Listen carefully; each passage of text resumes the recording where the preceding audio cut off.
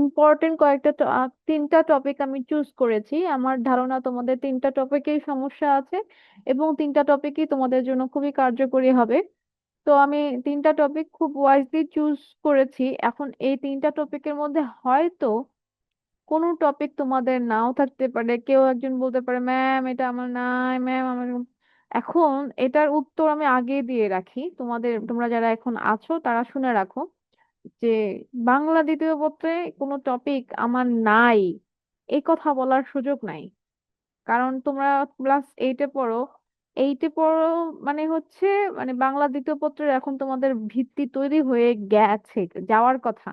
তারপরও যদি তৈরি না হয়ে যায় যে থাকে মানে ভিত্তি যদি তৈরি হয়ে না থাকে, তাহলে হচ্ছে তোমার যত বেশি ক্লাস করবে বা যত বেশি তোমার কনসেপ্ট ক্লিয়ার হবে ততই তোমার ভিত্তিটা স্ট্রং হবে। ভিত্তি বুঝো তো? বেস বেসিক যেটা, বেস যেটা যে কোনো একটা বিল্ডিং বানানোর আগে দেখবা নিচতলা বানানোর জন্য অনেক বেশি সময় দিতে হয়। হ্যাঁ, সেই বাংলা দ্বিতীয় পত্র আর ইংরেজি দ্বিতীয় পত্র দুটোই হচ্ছে বেসিক বানানোর সময় হচ্ছে এখন। সুতরাং আমার এই টপিক নাই ওই টপিক নাই এগুলো বলে প্লিজ মানে এটাকে আহ, মানে বিরক্ত বা ত্যক্ত করার কোনো কারণ নাই। হ্যাঁ, আমি তিনটা টপিক চুজ করছি, তিনটা টপিক এখন না থাকলেও পরবর্তীতে থাকবে থাকবে থাকবে এবং থেকেই যাবে, সারা জীবনের জন্য থাকবে। সুতরাং বলবে না যে এই টপিক নাই, আমি এই টপিক কি করব, আমি কি থাকবো, এ ধরনের কোশ্চেন করবে না। আচ্ছা, আগে এখন বলে নিচ্ছি যে কি কি টপিক আমি আজকে রেখেছি। আমি আগেই বলেছি যে আমি এমন তিনটা টপিক রেখেছি যে টপিক গুলো তোমাদের জন্য আমার কাছে মনে হয় যে তোমাদের সমস্যা আছে এবং আমার মনে হয় যা টপিকটা হয়তো জানো বা তোমাদের সমস্যা নেই কিন্তু আরেকবার যদি পড়াই তোমাদের জন্যই ভালো হবে। তো তিনটা টপিকের প্রথম টপিক হচ্ছে, আচ্ছা আমাকে তো সবাই তোমরা এতদিনে হয়তো চিনে গিয়েছো, কারণ যারা চেনো না তারা তাদেরও চিনে ফেলার কথা। হ্যাঁ, যারা চিনো না তাদেরও চিনে ফেলার কথা। তা আমি হচ্ছে মনিরা আক্তার। আমি পড়াশোনা করেছি ঢাকা বিশ্ববিদ্যালয় থেকে এবং এখন তোমাদের পড়াচ্ছি। হ্যাঁ, এই হচ্ছে প্রথম টপিক। এখন প্লিজ বলো না যে এই টপিক আমার নেই, এই টপিক। এটা হচ্ছে উম, এটা হচ্ছে বাংলা দ্বিতীয় পত্রের বীজ, শব্দ ও পদ, এমন একটা টপিক যেটা হচ্ছে বাংলা দ্বিতীয় পত্রের বীজ। এই বীজ মানে এটা যদি ঠিক মতো তোমরা আহ, না বুনতে পারো নিজের ভেতরে, তাহলে তোমাদের ফসল ভালো হবে না। ব্যাপারটাকে তাই মানে তাই বলে।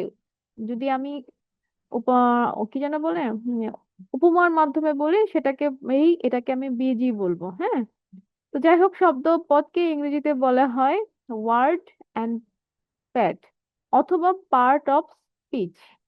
ইংরেজির সাথে যদি আমরা একটু ম্যাচ করে পড়ি আমার মনে হয় তোমরা রিলেট করতে পারবে এবং আর রিলেট করতে পারলে তোমাদের পড়তেও খুব ইজি হবে। যাই হোক, শব্দ হচ্ছে এক বা একাধিক ধ্বনির সম্মিলনে যখন কোনো নির্দিষ্ট অর্থ প্রকাশিত হয় তখন তাকে শব্দ বলে। আচ্ছা, তার আগে আমাকে জানতে হবে ধ্বনি কি। আমি মনে হয় তোমাদের ক্লাসে বলেছি, আমার খেয়াল নাই।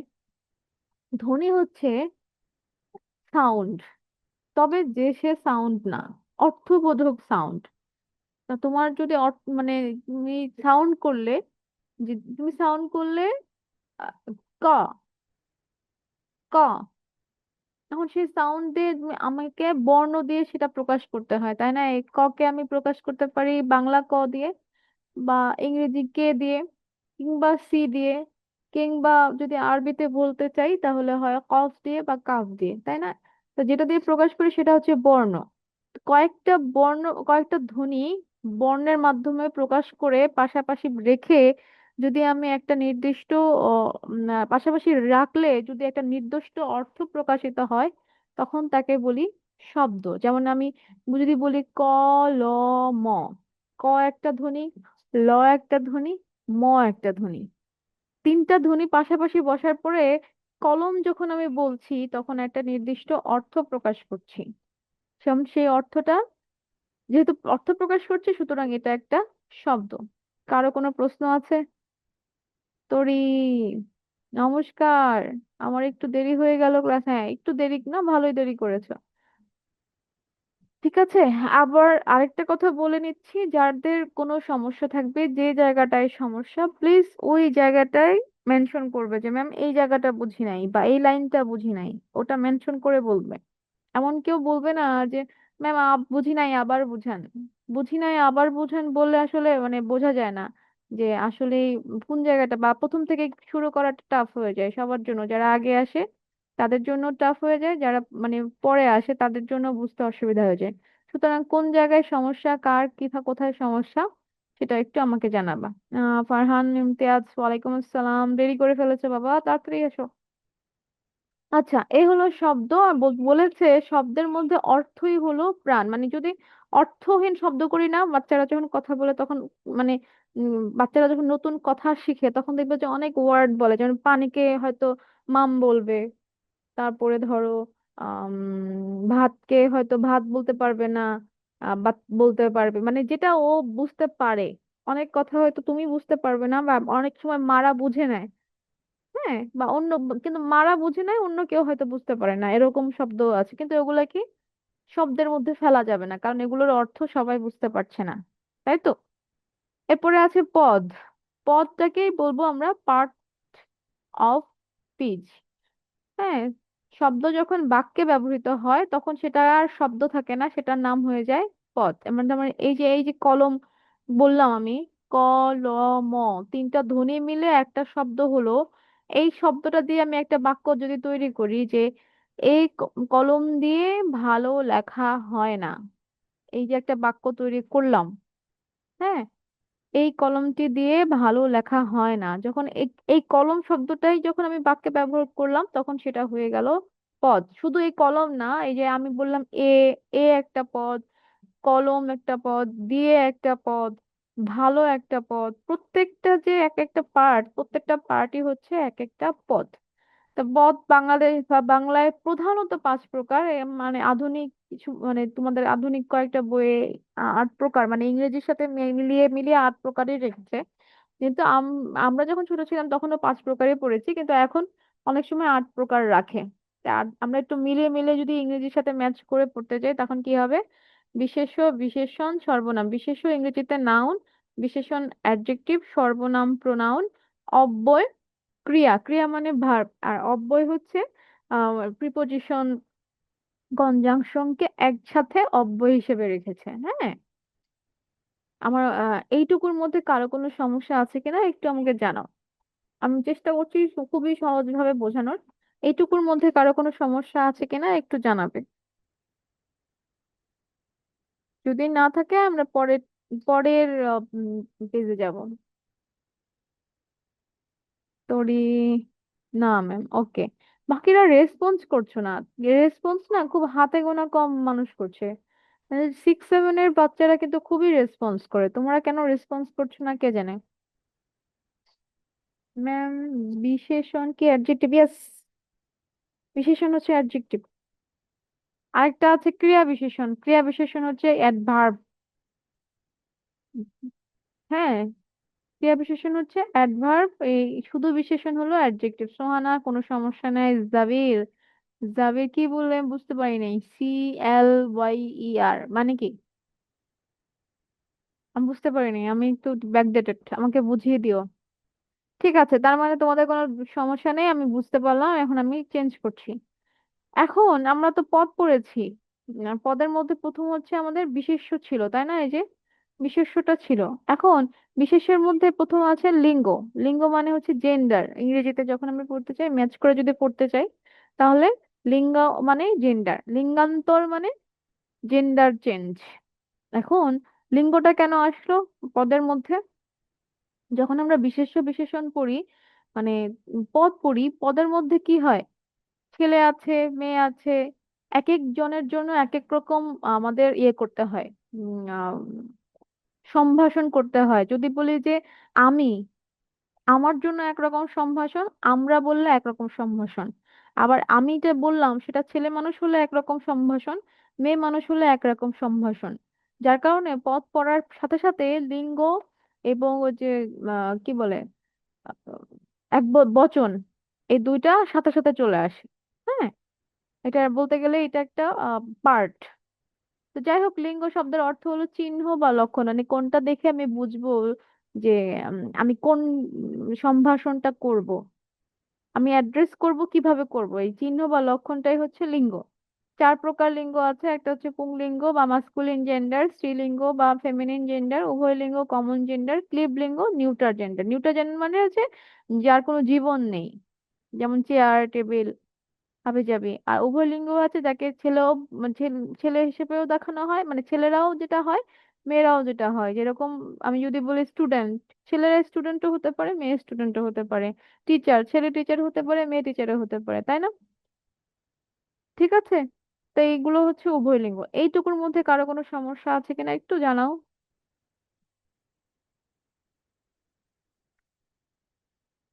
কারো কোনো প্রশ্ন আছে কিনা? Radia? No ma'am. Okay, Sohana? কোনো সমস্যা নেই, ভেরি গুড। তোমরা না আসলে এত বেশি ব্রিলিয়ান্ট। জাবির বলছে কোনো নাই। নলেজ কুইন, সেও বলছে নলেজ কুইন তো মানে সব এমনি পারার কথা। M S Sayem, one more time. One more time কি? এটা আমি প্রথমে কিন্তু তোমাদের ক্লিয়ার করেছি যে কোনটুকু বুঝো নাই, কোন লাইনটা বুঝো নাই, কোন ওয়ার্ডটা বুঝো নাই, এক্স্যাক্টলি আমাকে ডেফিনেট করে ওই জিনিসটা মেনশন করবে। আচ্ছা, আবারও যেহেতু বলতে চেয়েছো, আবার বলছি যে যখন আমরা পদ পড়ি তার সাথে আমাদের লিঙ্গ এবং বচন চলে আসে। কারণ যখন আমরা পদ বলছি, সেই পদটাকে যখন আমরা অ্যাড্রেস করি, তখন সেটার মধ্যে আমাকে বলছে নাকি আমাদেরকে বলছে, সিঙ্গুলার প্লুরালের একটা ব্যাপার চলে আসে। আরেকটা ব্যাপার চলে আসে যে ছেলেদেরকে বলছো না মেয়েদেরকে বলছো, নাকি কমন কাউকে বলছো, নাকি হচ্ছে মানে নিউটার জেন্ডার যেটা হচ্ছে ছেলেকেও বোঝাচ্ছ না মেয়েকেও বোঝাচ্ছ না, এরকম বলছো। এগুলো হচ্ছে যখন আমরা পদ পড়তে যাই, যে এটা একটা মানে কি বলে, সাথে সাথে চলে আসে।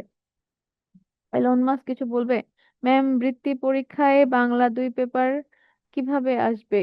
বৃত্তি পরীক্ষায় বাংলা সেকেন্ড পেপার কিভাবে আসবে? যেভাবে আসবে, যেভাবে মানবন্টন দেওয়া আছে সেভাবেই আসবে। সেকেন্ড পেপার থেকে খুব সম্ভবত তোমাদের এমসিকিউ আসে, আর তো কিছু আসে না। না ম্যাম, সমস্যা নেই।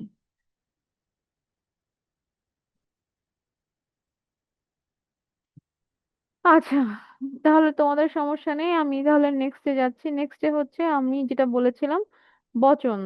হ্যাঁ, বচন বলতে বোঝায় যখন আমরা সংখ্যাকে বলি। হ্যাঁ, বচন মানেই সংখ্যা, সংখ্যার ধারণা। ধারণা প্রকাশ মানে সেই থেকে একজন নাকি বহুজন, এই একটা যে কনসেপ্ট, সেই কনসেপ্টটাকেই বলা হয় বচন।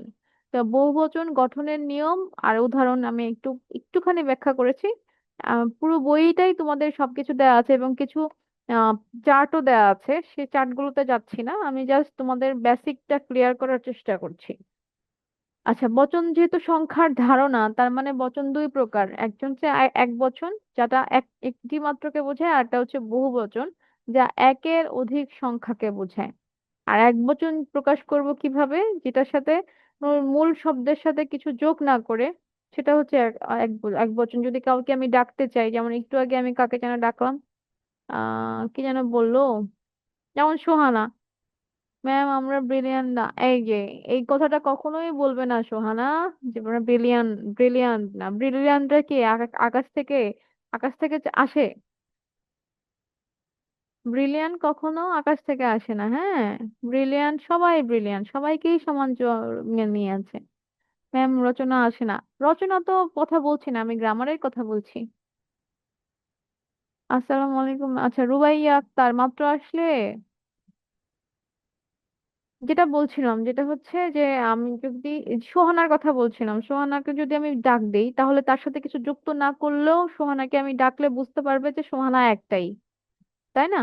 এই জন্য বলেছে মূল শব্দের সাথে কিছু যোগ না করে, অথবা একটি, তারপরে একখানি, একখানি আম, একটি গাছ, বা আহ, যদি বলি যে কতটুকু নিয়ে আসলে, বললাম যে এক গাছা নিয়ে আসলাম। আর চুড়ি, চুড়ি যখন আমরা কিনি তখন গাছা গাছা করে চুড়ি কিনি, তাই না?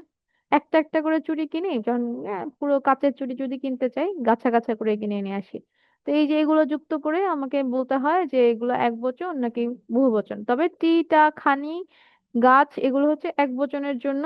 আর যে রা, এরা, যদি বলি ওরা, তারা, মানুষেরা, মানুষগণ, জনগণ, এভাবে যদি বল দিই তাহলে এটা বহু বচনের জন্য আমরা এগুলা বসাই। হ্যাঁ, যেমন শিক্ষক বৃন্দ, শিক্ষক মণ্ডলী, মালা সমূহ, সব, দল, দাম, এগুলো সবগুলোই হচ্ছে বহুবচনের জন্য নির্দেশক।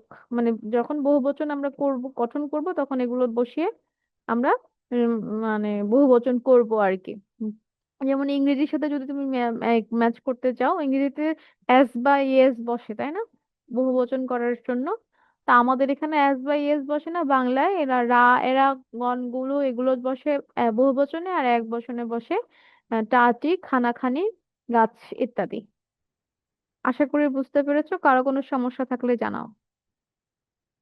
কারো কোনো সমস্যা থাকলে জানাও। বচনে কারো কোনো সমস্যা আছে কিনা একটু জানাবে। সবসময় অ্যালন মাস্কই আমার সাথে সবসময় ইয়ে করে, সাথে সাথে রিয়েক্ট করে। কোনো সমস্যা নেই আফিফ।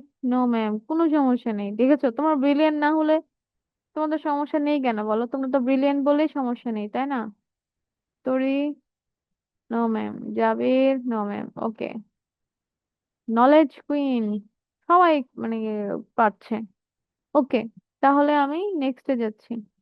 এবার আমরা আসি যে যে পদ পড়েছিলাম, এই যে বিশেষ্য, বিশেষণ, সর্বনাম, ক্রিয়া। এই যে বিশেষ্য, বিশেষ্যের কি আছে ভাগ, এগুলা। এবার বিশেষ্যের ভিতরে ঢুকবো। বিশেষ্য মানেই হচ্ছে নাউন। বিশেষ্য শ্রেণী বিভাগ মানে ক্লাসিফিকেশন অফ নাউন। বিশেষ্য পদকে পাঁচ ভাগে ভাগ করা হয়েছে। একটা হচ্ছে সংজ্ঞাবাচক। সংজ্ঞাবাচক মানে, সংজ্ঞা মানে কি, কোনো কিছুর পরিচয় দেওয়া বা কোনো কিছু সম্পর্কে কিছু বলা, এটাকেই বলা হয় সংজ্ঞা। যে বিশেষ্য পদ দ্বারা কোনো নির্দিষ্ট ব্যক্তি, প্রাণী, স্থান বা গ্রন্থের নাম বোঝায়। মানে নাম, যে কোনো নাম বা নামবাচক বিশেষ্য আর কি ব্যাপারটা। যাকে দিয়ে আমি বুঝতে পারি যে সে, একটু আগে যেটা বললাম যে আম, অ্যালন মাস্কের নাম হয়তো অ্যালন মাস্ক না, কিন্তু সে নিজেকে সংজ্ঞায়িত করছে অ্যালন মাস্ক দিয়ে। তাহলে সে হচ্ছে তার সংজ্ঞাবাচক বিশেষ্য। ঠিক আছে, যেমন নজরুলের নাম নজরুল, নজরুলকে অন্য কিছু দিয়ে বোঝানো যাবে না। পদ্মার নাম পদ্মা, পদ্মাকে অন্য কিছু নিয়ে বোঝা যাবে না। হিমালয় হিমালয়, হিমালয়কে অন্য কিছু নাম দেওয়া যাবে না। এগুলো হচ্ছে সংজ্ঞাবাচক বিশেষ্য। তারপরে ধরো শ্রেণীবাচক বিশেষ্য। যে বিশেষ্য পদ দ্বারা কোনো সাধারণ নাম, ব্যক্তি, প্রাণী, নদী, মানে এটাকে যদি ইংরেজিতে বলতে চাও, এটা মানে হচ্ছে কমন নাউন। হ্যাঁ, এটা হলো সংজ্ঞাবাচক বিশেষ্য হচ্ছে প্রপার নাউন, শ্রেণীবাচক বিশেষ্য হচ্ছে কমন নাউন। যেমন সাধারণ নাম বোঝায় মানুষ, সব ধরনের মানুষকেই বোঝাচ্ছে। পাখি, সব ধরনের পাখিকেই বোঝাচ্ছে। পর্বত, সব ধরনের পর্বতকেই বোঝাচ্ছে। নদী, সব ধরনের নদীকেই বোঝায়। তারপরে ধরো আর কি, স্টুডেন্ট, সব ধরনের স্টুডেন্টকেই বোঝাই। হ্যাঁ, তারপরে ধরো সমষ্টিবাচক, ইংরেজিতে এটাকে বলবো কালেকটিভ, তাই না? কালেকটিভ নাউন কে বলেছে এখানে সমষ্টিবাচক বিশেষ্য। যে বিশেষ্য পদ দ্বারা এক জাতীয় কোনো ব্যক্তি বা প্রাণীর সমষ্টি বোঝায়, যেমন জনতা, সভা, সমিতি, দল, এগুলো হচ্ছে দলবাচক বা সমষ্টিবাচক বিশেষ্য। ভাববাচক বিশেষ্য, যে বিশেষ্য দ্বারা ক্রিয়ার ভাব বা কাজের নাম বোঝায়। এটার সাথে এই এই 4 নাম্বারের সাথে ইংরেজির সাথে একটু পার্থক্য আছে। ইংরেজিতে ভাববাচক বিশেষ্য বলে কিছু নাই, আছে অ্যাবস্ট্রাক্ট নাউন আর মেটেরিয়াল নাউন। তো ভাববাচক বিশেষ্য কাছাকাছি হচ্ছে অ্যাবস্ট্রাক্ট নাউনের কাছাকাছি, কিন্তু এটা একটু ডিফারেন্ট আছে। যেন এখানে বাংলায় হচ্ছে ক্রিয়ার ভাব বা কাজের নাম বোঝায়। মানে ক্রিয়ার ভাব বলতে যে কাজটা করছো সে কাজটা কি। ধরো আমি বললাম যে এখন পড়াচ্ছি, এই যে পড়ানো, পড়ানো কথাটাই হচ্ছে ক্রিয়ার ভাব। হ্যাঁ, তারপরে ধরো ভোজন মানে খাওয়া, শয়ন মানে ঘুমানো, দর্শন মানে দেখা, শ্রবণ মানে শোনা, এই কাজের যে নামগুলো সেগুলোই হচ্ছে ভাববাচক বিশেষ্য। এই হলো আমাদের। এখানে একটা মিসিং আছে, সেটা ওই মেটেরিয়াল নাউনটাই মিসিং মিসিং আছে, যেটা দিয়ে আমি মানে কি বলে, যেটা যেটা দিয়ে আমি গুনতে পারি না, যেটা গোনা যায় না, শুধু পরিমাপ করা যায়, সেটাকেই বলে হয় মেটেরিয়াল নাউন, তাই না? আচ্ছা, আর কোনো সমস্যা তোরই কি বলছো? আপনি অনেক ভালো, না থ্যাংক ইউ। আচ্ছা, এটুকুতে কারো কোনো সমস্যা আছে কিনা একটু জানাও। আরেকটা হচ্ছে পরিমাণবাচক বিশেষ্য। হ্যাঁ, আমাদের এখানে বিএনপির আন্দোলন হচ্ছে। বিএমপি না তো, বিএনপি। এখন আবার কিসের আন্দোলন? আচ্ছা হোক আন্দোলন, আন্দোলন চলতে থাকুক, তোমরা পড়তে থাকো, কোনো সমস্যা নেই ma'am. Knowledge queen, no ma'am. M A Saim, no miss, okay. Afif, এই যে দেখছো তোমরা রেসপন্স করলো, ভালো লাগে না? অনেক সহজ তাই না? মানে যে পারলে না অনেক ভালো লাগে, অনেক সহজ। ম্যাম, ভাববাচক একটু আবার আচ্ছা ঠিক আছে বোঝাচ্ছি। সোহানা, কোনো সমস্যা নেই, ভাববাচকটা আবার বলছি। ভাববাচক হচ্ছে আম, যে কাজটা করছো তার নাম, যে কাজটা করছি তার নাম। হ্যাঁ, মোট কথা কাজের সাথে অন বসালেই সে ভাববাচক বিশেষ্য হয়ে যায়। যেমন ভোজ, ভোজ, ভোজের সাথে অন বসিয়েছে, ভোজন। হ্যাঁ, শয়ন, দৃশ যোগ অন, দর্শন। শ্রু যোগ অন, শ্রবণ। এই যে কাজটা করছি তার সাথে যদি আমি অন বসিয়ে দিই, সেটাই সে কাজের নাম হয়ে যায়। বলেছে ক্রিয়ার ভাব অথবা কাজের নাম। ক্রিয়ার ভাবটাই কাজের নাম। আমি ভোজন করছি মানে খাচ্ছি। এখানে করা কথাটা নাই যে ভোজন করছি, এটা বলছে না। এখানে জাস্ট বলছে ভোজন। শয়ন করছি বলছি না, শয়ন। দর্শন মানে এটার সাথে আর করা কথাটা লিখতে হয় না, মোট কথা। এইটা নিজে নিজেই যে করছে, এটা এই এই এটুকু লিখলে যথেষ্ট, যে এটা বুঝতে পারা যায় যে এটা এখানে এখানে করা হচ্ছে। হ্যাঁ, এই হচ্ছে আমাদের। বুঝতে পারলে কিনা আমাকে জানাও। তারপরে আমি যাচ্ছি ধাতু ও ক্রিয়াপদ। ধাতু ও ক্রিয়াপদ, একটু আগে আমরা পড়েছিলাম হচ্ছে বিশেষ্য। বিশেষ্যের পরে একটা দেখো ইয়ে ছিল, ক্রিয়া। বিশেষ্যর পরে আমরা পড়ছি ক্রিয়া। হ্যাঁ, এই ক্রিয়া পড়তে গেলে তোমাকে প্রথম ধাতু সম্পর্কে জানতে হবে। আচ্ছা, কোনো কোশ্চেন আছে কিনা একটু দেখি। Alan Marks, no ma'am, no problem. তোরি, আমাদের এখানে বৃষ্টির আন্দোলন হয়েছে। বৃষ্টির আন্দোলন? আচ্ছা, বৃষ্টি পড়েছে না? ঢাকায় বৃষ্টি পড়েনি। এখন এই আজকে, গতকালকে প্রচুর বৃষ্টি হয়েছিল। আচ্ছা, নো ম্যাম, কোনো সমস্যা নেই। ধাতুটা সম্পর্কে জানতে হবে। তারপরে আমরা ক্রিয়াপদ বুঝতে পারবো। ধাতু হচ্ছে কোর, যে ওয়ার্ডটা সেটাকেই বলা হয় ধাতু। কোর বা রুট। রুট, রুট মানে কি? মূল, তাই না? ইংরেজি রুট, বাংলা হচ্ছে মূল। যে মূল যে অর্থ, মানে মূল যে শব্দটা, সেটাকে বলবো ধাতু। সেই ধাতু দিয়ে যখন আমি পদ তৈরি করব, সেটাকে বলবো ক্রিয়াপদ। সে ধাতুটা হতে হবে অবশ্যই কাজের নাম। যে পদ দ্বারা কোনো কাজ করা, বা কিছু করা, কিছু করা বা কাজ করা বোঝায়। কিছু করা মানেই কাজ। আমি হাঁটছি, কাজ। বসে আছি, সেটাও কাজ। আমি শুয়ে আছি, কাজ। পড়ছি, কাজ। গান গাচ্ছি, কাজ। মানে কিছু করা মানেই কাজ, ঠিক আছে? ক্রিয়াপদ আবার দুই প্রকার, সমাপিকা, অসমাপিকা। আচ্ছা, সমাপিকা হচ্ছে যে বাক্যের অর্থ সম্পূর্ণভাবে প্রকাশিত হয়, মানে যেটা যে বাক্যটা শুনলে আমার শোনার ইচ্ছা আর কিছু থাকে না, আমার শোনার ইচ্ছা পূর্ণ হয়। আর যে বাক্যে অর্থ সম্পূর্ণ হয় না, মানে যে বাক্যটা শুনলে আরেকটু শুনতে ইচ্ছা করে, সেটা হচ্ছে অসমাপিকা ক্রিয়া। অসমাপিকা ক্রিয়া। যদি বলি আমি আজ শপিং এ, আজকে আমি শপিং এ গিয়ে এটুকু বলে আমি বসে আছি। হ্যাঁ, তখন তোমার জানতে ইচ্ছে করবে, আরে শপিং এ গিয়ে কি হলো? বা আমি যদি এখন বলি আমি আজকে রেস্টুরেন্টে খেতে গিয়ে, তোমাদের বারবার শুনতে শুনতে ইচ্ছে হবে, আরে কি হলো, কি হলো, রেস্টুরেন্টে গিয়ে কি হলো? এই এই যে কি হলো আরেকটু শোনার ইচ্ছা, সেটা হচ্ছে অসমাপিকা ক্রিয়া। আর আমি যদি পুরোপুরি বাক্যটা শেষ করে যে আমি আজকে রেস্টুরেন্টে গিয়ে দুটো জামা কিনেছি, তাহলে এটা হবে সমাপিকা ক্রিয়া।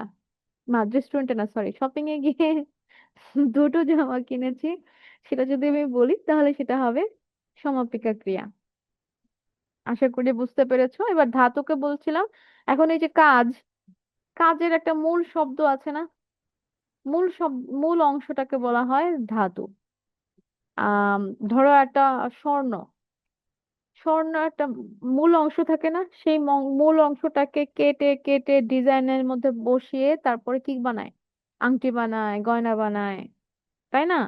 এই যে মূল অংশটা থাকে, সেই মূল অংশটাই যেমন ধাতু, এই ক্রিয়াপদেও তাই। ক্রিয়াপদে যখন আমি বলি করা, এর মূল মূল অংশ হচ্ছে ক্রি। খাওয়া, মানে একটু আগে আমি বলছিলাম ভোজন, ভোজন মানেই তো খাওয়া, তাহলে মূল অংশ হচ্ছে ভোজ।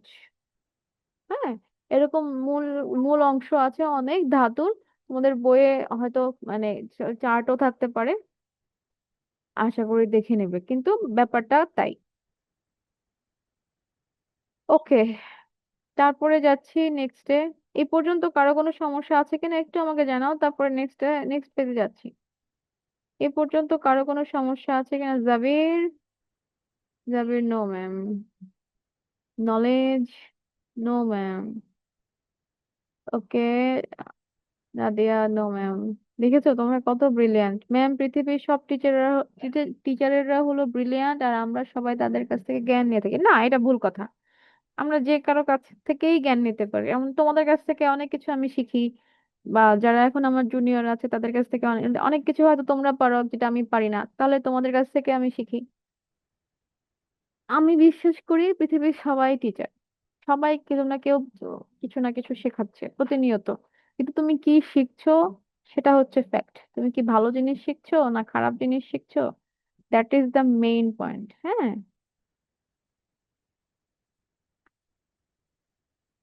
আচ্ছা, কি ব্যাপার?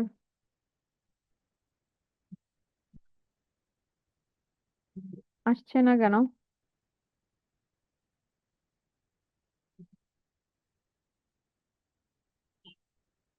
ওকে, তাহলে তোমাদের কোনো প্রশ্ন নেই, আমি পরেরটাতে চলে যাচ্ছি। এবার আছো সকর্মক ক্রিয়া অকর্মক ক্রিয়া। একটু আগে পড়েছি সমাপিকা অসমাপিকা। তো ক্রিয়ার আরেক আরেক রকমের ভাগ, মানে ওইটা হয়তো গঠনগত, আর এটা হচ্ছে অন্য দিক থেকে আবার ভাগ করেছে, যেটা হচ্ছে সকর্মক অকর্মক। সকর্মক অকর্মক খুবই ইজি, সেটা হচ্ছে আম, শুধু যদি আমি আর ভার্ব থাকি তাহলে সেটা হচ্ছে অকর্মক, কোনো কর্ম নাই। যেমন আই প্লে, আমি যদি ইংরেজিতে বলি আই প্লে, আই প্লে মানে হচ্ছে আমি আছি আর ভার্বটা আছে, প্লেটা আছে, তাই না? এখানে কোনো কিছু কি করছি না করছি, শুধু যে শুধু আমি বললাম আমি আমি খেলি বা আমি খাই, এটুকুই আছে। আমার কিন্তু বাক্য হয়েছে, তাই না? সাবজেক্টও বসেছে, ভার্বও বসেছে, কর্তাও ছিল, ক্রিয়াও ছিল, কিন্তু মানে ওইটাতে কোনো কর্ম নাই। যে কর্মকে চিন্তা করে দুই ভাগ করেছে সকর্মক, যে ক্রিয়ার কোনো কর্ম থাকে বা ক্রিয়াকে যদি আমি কি বা কাকে দিয়ে যদি প্রশ্ন করলে উত্তর পাই, যেমন আমি খেলি, আমি বল দিয়ে খেলি, তখন আমি প্রশ্ন করে কি দিয়ে খেলো, তাহলে আমি উত্তর দিতে পারবো যে বল। আর আমি খেলি, এখানে আমি কোনো কোশ্চেনই করতে পারবো না, তাই না? যখন আমি কোনো কোশ্চেন করতে পারবো না, তার মানে কোনো কর্ম নাই, কর্ম না থাকলে সেটা হচ্ছে অকর্মক ক্রিয়া। এছাড়া দ্বিকর্মক আছে, যেটা হচ্ছে দুটা কর্ম থাকে। আবার প্রযোজক আছে অন্যের দ্বারা চালিত, যেমন আমি যদি বলি শিক্ষক না, মা মা শিশুকে চাপ দেখাচ্ছেন, চাপটা দেখছে হচ্ছে শিশু, কিন্তু দেখাচ্ছেন কে? মা। সেজন্য মা হচ্ছে প্রযোজক। ঠিক আছে। আবার যৌগিক যৌগিক ক্রিয়া হচ্ছে একটি সমাপিকা ও একটি অসমাপিকার মিশ্রণ। তার মানে আরো কতগুলো আমরা ভাগ করেছি দেখো, সকর্মক অকর্মক তো ভাগ করেছি, আবার দ্বিকর্মক যেটাতে দুইটা কর্ম থাকে, আবার প্রযোজক থাকবে একটা ক্রিয়া যে কিনা নিজে করে না আরেকজনকে দিয়ে করায়, আবার আছে যৌগিক ক্রিয়া যেটাতে আছে একটি সমাপিকা ক্রিয়া একটি অসমাপিকার মিশ্রণ থাকে, মানে একটা পূর্ণ বাক্য থাকে আর একটা অসম্পূর্ণ বাক্য থাকে। সেগুলো তোমাদের বইয়ে ডিটেলস লেখা আছে, আমি জাস্ট টাচ দিয়ে যাচ্ছি। কারো কোনো সমস্যা আছে কিনা একটু জানাও। নলেজ, বিশ্বজোড়া, ইয়েস। সবসময় স্টুডেন্ট হয়ে থাকাটাই ভালো, যখন কখন কার কাছ থেকে কি শিখবো তার কোনো ঠিক নাই। আচ্ছা, নো ম্যাম, কারো কোনো সমস্যা নাই, তাহলে আমি নেক্সটে চলে যাই। আর কেউ কি বলবে কোনো সমস্যা আছে কিনা? আচ্ছা, বলছো না। Radia, no ma'am, okay fine. আমি একটু ফাস্ট যাচ্ছি কারণ আমার ইচ্ছা আছে 8টার মধ্যে শেষ করা, তার মধ্যে আবার আজান দিবে। আমি ব্রেক নিতে চাচ্ছি না, আমি যাচ্ছি যে একবারে শেষ করে করে দেবো। আমার আর কিছু এমসিকিউ আছে, সেগুলো আমি করার ইচ্ছা আছে আছে তো যেহেতু 3টা চ্যাপ্টার, 3টা চ্যাপ্টারের জন্য আমি আর সময় নষ্ট করছি না। হ্যাঁ, নেক্সট। এবার হচ্ছে আমরা ক্রিয়া নিয়ে অনেক প্রকারভেদ পড়লাম, এবার আমরা পড়বো ধাতুকে নিয়ে। ধাতু আবার আহ তিন প্রকার, একটা হচ্ছে মৌলিক ধাতু, আরেকটা হচ্ছে সাধাতু ধাতু, আরেকটা হচ্ছে যৌগিক বা সংযোগমূলক ধাতু। হ্যাঁ, আমি ধাতু তো আগেই বললাম যে মেইন কোর জিনিসটা থাকে সেটাকে বলে ধাতু। এই কোর জিনিসটা আবার তিন রকম, যেরকম যে ধাতুকে বিশ্লেষণ করা বা ভাঙা যায় না, মানে এটাকে ভাঙা যায় না। যেমন যেমন দেখো চল আছে, পর আছে, দেক আছে। এটাকে ভাঙলে আর কি বাকি থাকে? চলকে ভাঙলে চ বাকি থাকে, চ আর ল বের হয়, আর তো কিছু মানে কোনো অর্থবোধক শব্দ তো বের হয় না। বের হয় পরকে ভাঙলে প আর ডয় শূন্য র থাকে, অর্থবোধক শব্দ বের হয় না। দেখ বললে দে থাকে আর খ থাকে, এটাকে ভাঙলে কোনো অর্থবোধক শব্দ বের হয় না, তার মানে এটা হচ্ছে মৌলিক ধাতু। আবার দেখো সাধিত ধাতু আছে, যেমন যে ধাতু মৌলিক ধাতু বা নাম শব্দের পরে আ বসে, মৌলিক ধাতুর সাথে আবার একটা আ বসালে সেটা আবার কি হয়ে যায়? সাধিত ধাতু হয়ে যায়। যেমন নামা বা পড়া, পর যোগ আ, পড়া। চলা, চল যোগ আ, চলা। দেখা, দেখ যোগ আ, দেখা। সাধিত ধাতু আবার তিন প্রকার: প্রযোজক ধাতু, নাম ধাতু, কর্মবাচ্যের ধাতু। এগুলো আবার অনেক ডিটেলস আছে, এত ডিটেলসে তোমাদের দরকার নেই, ক্লাস এইটের জন্য এই নামগুলো জানাটাই যথেষ্ট। হ্যাঁ। আচ্ছা, বিশেষ্য বিশেষণ ও ধনাত্মক অব্যয়ের সঙ্গে মৌলিক ধাতু যুক্ত হয়ে গঠিত ক্রিয়াকে বলা হয় সংযোগমূলক ধাতু। বিশেষ্য বিশেষণ ধনাত্মক অব্যয়ের সঙ্গে মৌলিক মৌলিক ধাতু, যেমন আ যোগ করে সাধিত করলাম, এমন এই পুরো মৌলিক ধাতুটা, যেমন আহ কি জানো, পুরো মৌলিক ধাতুটার সাথে যদি আমি আবার শুধু মানে অন্য একটা ধাতুর সাথে, বিশেষ্যের সাথে এবার মৌলিক ধাতু যদি আমি যুক্ত করি, তাহলে হচ্ছে কি হবে? সংযোগমূলক ধাতু। বা বিশেষণের সাথে যদি আমি মৌলিক ধাতু যোগ করি, কি হবে? সংযোগমূলক ধাতু। কারো কোনো সমস্যা আছে নাকি একটু জানাও।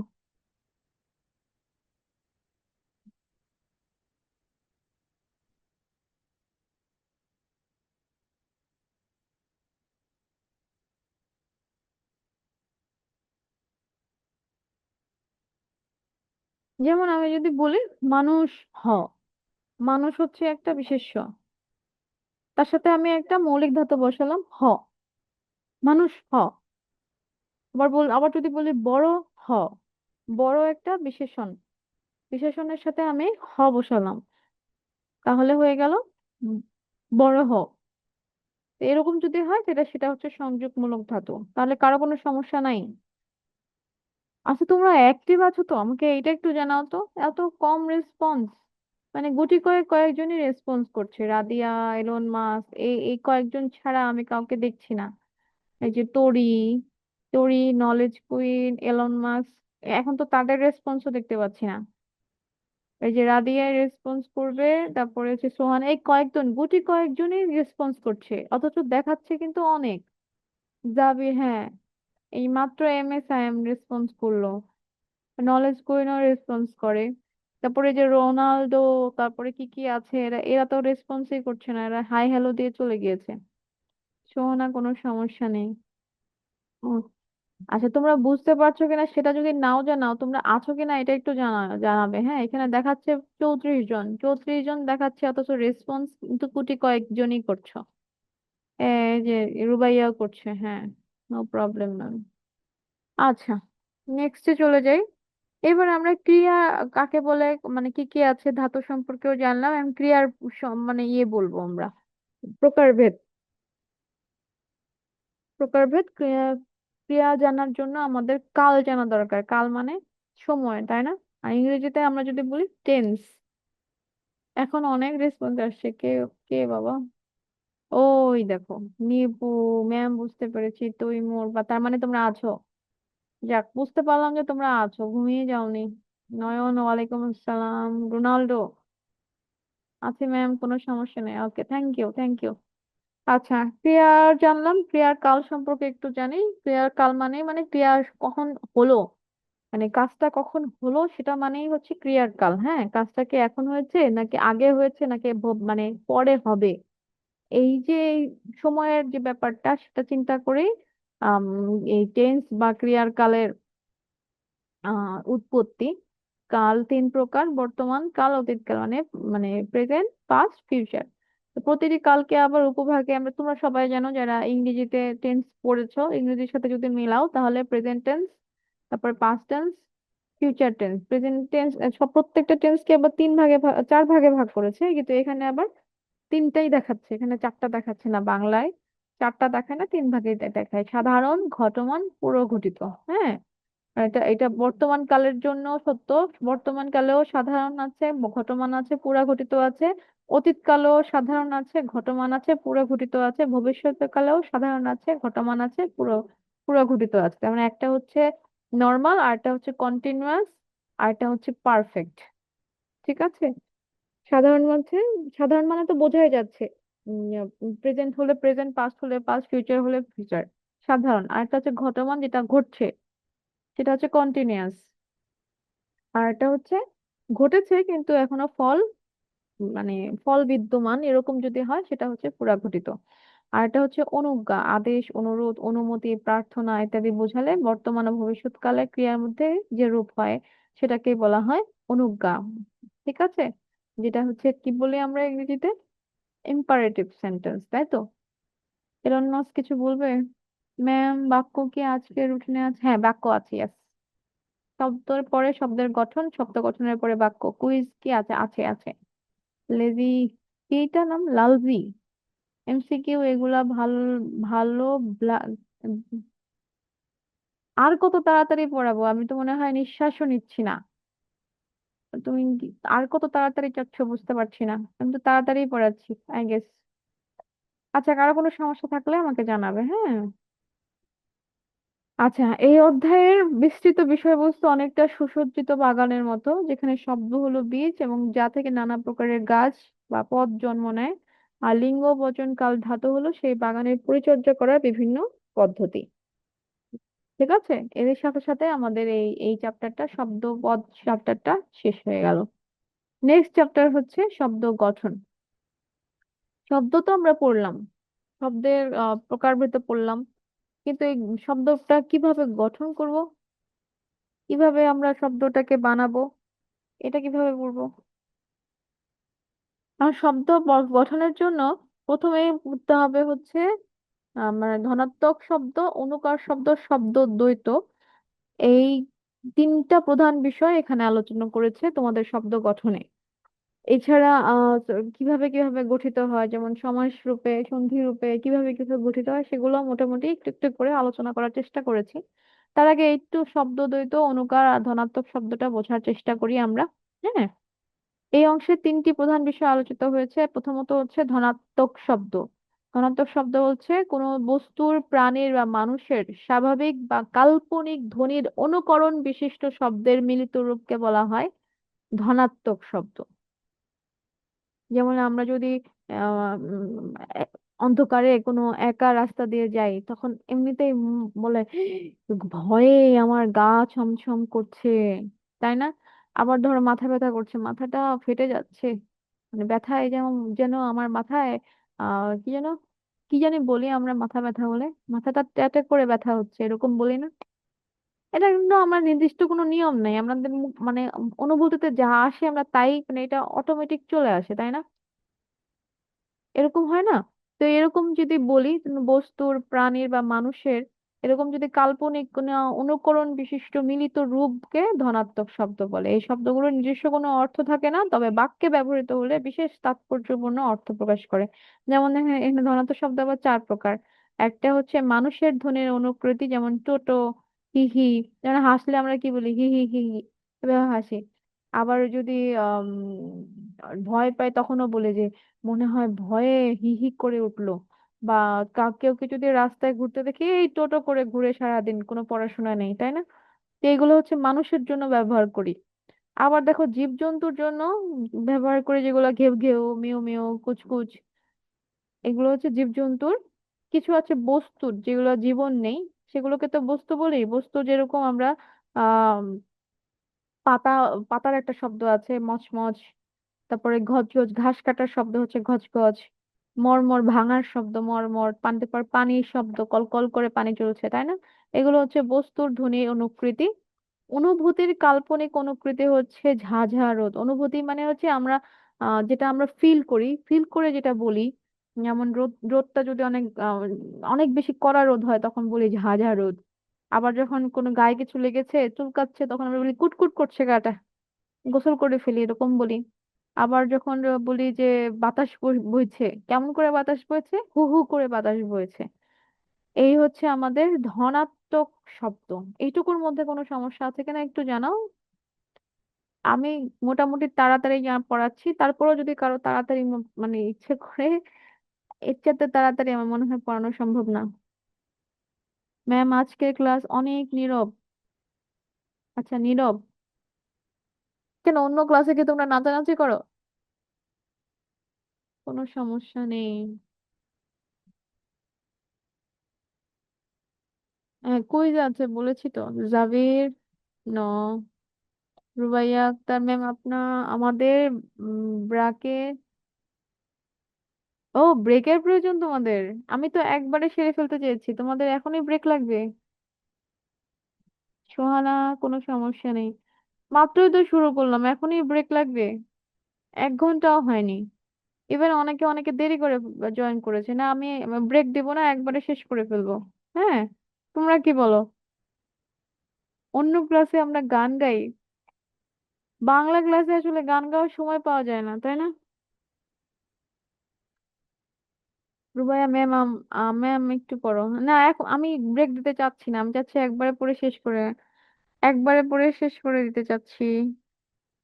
এরপরে আজান দেয়, নামাজের একটা সাউন্ড থাকে, পড়াতে পারি না। Ma'am please 1 second cause I join now. কি 1 সেকেন্ড বাবা? মানে এক্স্যাক্টলি আমাকে যেটা মানে বুঝতে চাচ্ছো সেটা আমাকে জানাও। ম্যাম সূরা বলবো? সূরা বললে কি তোমাদের আনন্দ হয়? আনন্দ করে বলো। ওকে ম্যাম, আপনার ইচ্ছা। আমি চাচ্ছি যে আজকে পুরোটা একসাথে শেষ করে দিতে, একদম মানে আজানের আগে আগে যেন আমরা শেষ করতে পারি, বা কিংবা আজানের সাথে সাথে 10 মিনিটের ব্রেক দেন। আচ্ছা সবাইকে ব্রেক চাচ্ছো? ধনাত্মক ওয়ার্ডসটা, আচ্ছা বলছি বলছি। কি বলছি, নয়ন আজকে ক্লাসটা কি, ক্লাস কি টপ করে শেষ হবে? টপ করে শেষ করতে চাচ্ছি, হ্যাঁ। সাইম ব্রেক দেন একটু পরে। আচ্ছা ব্রেক চাচ্ছে সবাই? ম্যাম ব্রেক দিয়েন না, একজন বলছে দিয়েন না, একজন বলছে দিয়েন না, সবার তোমরা আগে ঠিক করো, জনগণ যেটা বলবে সেটাই। আমি গণতন্ত্রে বিশ্বাসী, যেটা গণতন্ত্রে হবে সেটাই আমি চাই। এতবার নো নো করছো? Yes miss. যারা যারা ব্রেক চাও তারা তারা জানাও, যারা যারা ব্রেক চাও না তারাও জানাও, যেটা বেশি হবে সেটাই করবো আমি। ঠিক আছে। আচ্ছা, যে ধনাত্মক শব্দ শিখতে চেয়েছিলে, শুনতে চেয়েছিলে, ধনাত্মক শব্দ হচ্ছে কোনো বস্তুর, প্রাণীর বা মানুষের স্বাভাবিক কিংবা কাল্পনিক। যেমন আমি যদি বলি টোটো করে ঘুরে, এটা তো কোনো স্বাভাবিক ব্যাপার না। মানে উম, এটা এটা তো চোখে দেখা যায় না, কিভাবে আবার টোটো করে ঘোরা যায়? তাই না? এটা আমি কল্পনা করে নিয়েছি, ওর ঘোড়াটা টোটো করার মতো, মানে মানে টোটো করার মতো ওর ঘোড়াটা হচ্ছে, এরকম আমি কল্পনা করে নিয়ে এটা নাম দিয়েছি টোটো করা ঘোড়া। তো এরকম যদি অনুকরণ বিশিষ্ট শব্দের মিলিত রূপকে ধনাত্মক শব্দ বলে। এই শব্দগুলোর নিজস্ব কোনো অর্থ থাকে না, তবে বাক্যে ব্যবহৃত হলে বিশেষ তাৎপর্যপূর্ণ অর্থ প্রকাশ করে। ধনাত্মক শব্দ চার ধরনের। যেমন হচ্ছে কিছু আছে মানুষের ধ্বনির অনুকৃতি, যেগুলো মানুষ ব্যবহার করে, শুধু মানুষের জন্যই ব্যবহার করা হয়। যেমন টোটো করা, যেমন জীবজন্তুরা তো আর টোটো করে ঘুরবে না, মানুষই টোটো করে ঘুরবে। হি হি করে বা শব্দ করা, সেটাও মানুষের জন্যই করে। আর কিছু আছে জীবজন্তুর ধ্বনির অনুকৃতি, যেমন ঘেউ ঘেউ, মিউ মিউ, কুচ কুচ, এগুলো সব জীবজন্তুরা করে। বস্তুর ধ্বনির অনুকৃতি, যেগুলোর কোনো জীবন নেই, হ্যাঁ, তারা সেসব বিষয়ে যদি মানে কোনো শব্দের নাম যদি আমি করি, নামকরণ যদি করি, সেগুলোকে বলবো বস্তুর ধ্বনির অনুকৃতি, যেমন ঘচঘচ, মরমর, কলকল। আর কিছু আছে অনুভূতি, মানে আমার ফিলিংস থেকে আমি সেগুলোকে কল্পনা করে নিয়েছি। যেমন রোদ যদি খুব বেশি করা হয়, সেখানে আমি বলি ঝাঝা রোদ। কোনো কিছু যদি গায়ে লেগে যায়, চুলকায়, তখন আমি বলি কুটকুট করছে। তারপর যদি ঠান্ডা বাতাস বয়, তখন আমি বলবো হু হু করে বাতাস বইছে। আচ্ছা এখন দেখি সবাই কি ধরনের ভোট টোট দিল। এত, বাবা বাবা, একজন নলেজ বলছে না। আচ্ছা, তোরে বলছে দেন ম্যাম, একজন ভোট নো ব্রেক, তাহলে দুইজন নো, একজন ইয়েস। সায়েম ব্রেক, দুজন নো দুজন ইয়েস। নয়ন না ম্যাম, ব্রেক দেন না, তিনজন নো, দুইজন ব্রেক। আচ্ছা, নিলয়, নন ব্রেক নেটেড। ফোর কাইন্ড অফ ধনাত্মক হচ্ছে অনুভূতিজাতক, কাল্পনিক, কাল্পনিক অনুভূতিজাতক, যেটা আমার ফিল মানে ফিলিংস, মানে যেটা আমি ফিল করি, অনুভব করি, সেটা দিয়ে যেটা হয় সেটা হচ্ছে অনুভূতিজাত। সোহানা ব্রেক দেন। যাবি, নো ব্রেক। আচ্ছা, নো কিন্তু জয়যুক্ত হচ্ছে। সবাই না। তো তিনজন চারজন বললো ব্রেক।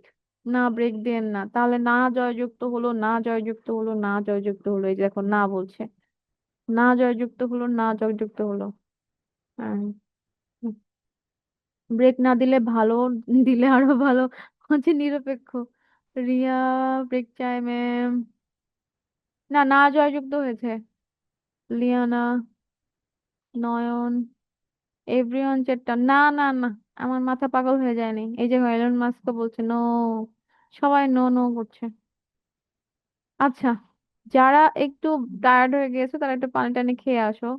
কথা তো আমি বলছি, আমার ব্রেক প্রয়োজন, আমি ব্রেক চাচ্ছি না, তোমরা ব্রেক চাচ্ছ কেন বুঝতে পারলাম না। হ্যাঁ, এভরি ক্লাসে দেয়, কিন্তু আমি আজকে দিতে চাচ্ছি না, কারণ আমি আজকে মানে আজানের আগে শেষ করতে চাচ্ছি। আজানের আগে কি হয়, অনেকক্ষণ সময় নষ্ট হয়, যদি ব্রেক দেওয়ারই হয় আমি আজানের টাইমে দিব, যদি দিতেই হয়। এর আগে আমি মানে অনেকটাই শেষ করে দিতে চাচ্ছি, আর আর ব্রেকের পরে পড়া তেমন হয় না। ঠিক আছে, এইটুকু তাহলে তোমাদের সমস্যা নাই, আর আমি তাহলে পরে যাই। এরপরে আমি এটা বলেছিলাম তিন ভাগে বিভক্ত করেছিলাম, এটাকে ধনাত্মক শব্দ, অনুকার শব্দ, শব্দ দ্বৈত। আমি পড়িয়েছি ধনাত্মক। দ্বিতীয় নাম্বার হচ্ছে অনুকার শব্দ। অনুকার মানে হচ্ছে অনুকরণে বা অনুকরণে, মানে এক্সাক্ট সেটাই আমি যদি বলি, যে হয় না কপি করি, এক্সাক্ট সেটাই যদি কপি করি, কিংবা আমি যখন কপি করছি হয়তো একটু চেঞ্জ করে কপি করছি, ব্যাপারটা এরকম, হ্যাঁ।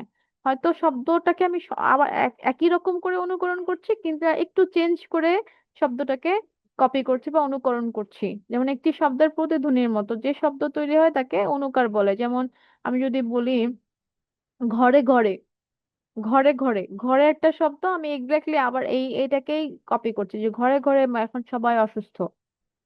আবার এখানে বলছি দেখো, আবেগ টাবেক, মানে টবেক হবে না, টাবেক হবে, আবেগ টাবেক। বা চা, টা, চা যখন বলি যে চা নাস্তা নিয়ে আসো, চা নাস্তা না বলে আমি বলছি, চাটা নিয়ে আসো তো, চাটা কি আছে দেখে নিয়ে আসো তো। তারপর দেখো কাগজপত্র, পত্র মানেও কিন্তু কাগজই, কিন্তু এটাকে আমি মানে একসাথেই রেখেছি।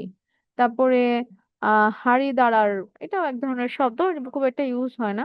তো যাই হোক, একেবারে কপি করেও করতে পারি অনুকার যেগুলো, আবার একটু চেঞ্জ করে বা বা বিপরীত ভাবে, বিপরীত কথাটা বলেও বলতে পারি, এটাকেই বলা হয় অনুকার শব্দ। আর তিন নাম্বার হচ্ছে দ্বিরুক্তি শব্দ। দ্বিরুক্ত মানে দুইবার উক্ত হয় যেটা, দ্বিরুক্ত শব্দকেই বলা হয় শব্দ দ্বৈত, মানে একটা কথাকে আমি দুইবার করে বলছি, সেটাই হচ্ছে দ্বিরুক্ত। যেমন বাংলা ভাষায় কোনো শব্দ, পদ বা অনুকার শব্দ একবার ব্যবহার করলে যে অর্থ প্রকাশ করে, দুবার ব্যবহার করলে মানে অর্থটাকে আরো বেশি মানে সম্প্রসারণ করে, মানে বেশিটাকে গুরুত্ব দেয় বেশি, ঠিক আছে, দৃঢ় হয় শব্দটা বা বাক্যটা বেশি দৃঢ় হয়, তো সেই বিশেষ অর্থ প্রকাশিত হয়। এই শব্দগুলোকেই বলা হয় দ্বিরুক্ত শব্দ। দ্বিরুক্ত শব্দ আবার তিন প্রকার। একটা হচ্ছে পদের দ্বিরুক্তি, হ্যাঁ, আর একটা শব্দের দ্বিরুক্তি, আর একটা ধনাত্মক দ্বিরুক্তি। ধনাত্মক দ্বিরুক্তি, ধনাত্মক যে শব্দটা আমরা একটু আগে পড়েছি সেটাকেই ধনাত্মক দ্বিরুক্তি বলা হয়। দেখো, দ্বিরুক্ত শব্দ দ্বৈত বা দ্বিরুক্ত শব্দ গঠনের নিয়ম হচ্ছে একই শব্দ দুবার ব্যবহার করে, যেমন বছর বছর, যেতে যেতে, চলতে চলতে, একই শব্দ দুবার ব্যবহার করেছি। আবার একটি শব্দের প্রায় সমার্থক শব্দ ব্যবহার করতে, যেমন আশা, ভরসা, ভরসা মানেও কিন্তু আশা, প্রায় সমার্থক। চাল চলন, চলন মানেও কিন্তু মানে কিভাবে চলছে তার একটা উম একটা স্টাইলের কথাই বলেছে। আবার ধন দৌলত, দৌলত মানেও কিন্তু সম্পদ বোঝাচ্ছে, ধনটাও সম্পদ, দৌলতটাও সম্পদ, দুটাকেই কিন্তু একই অর্থে বুঝিয়েছে, কিন্তু কাছাকাছি।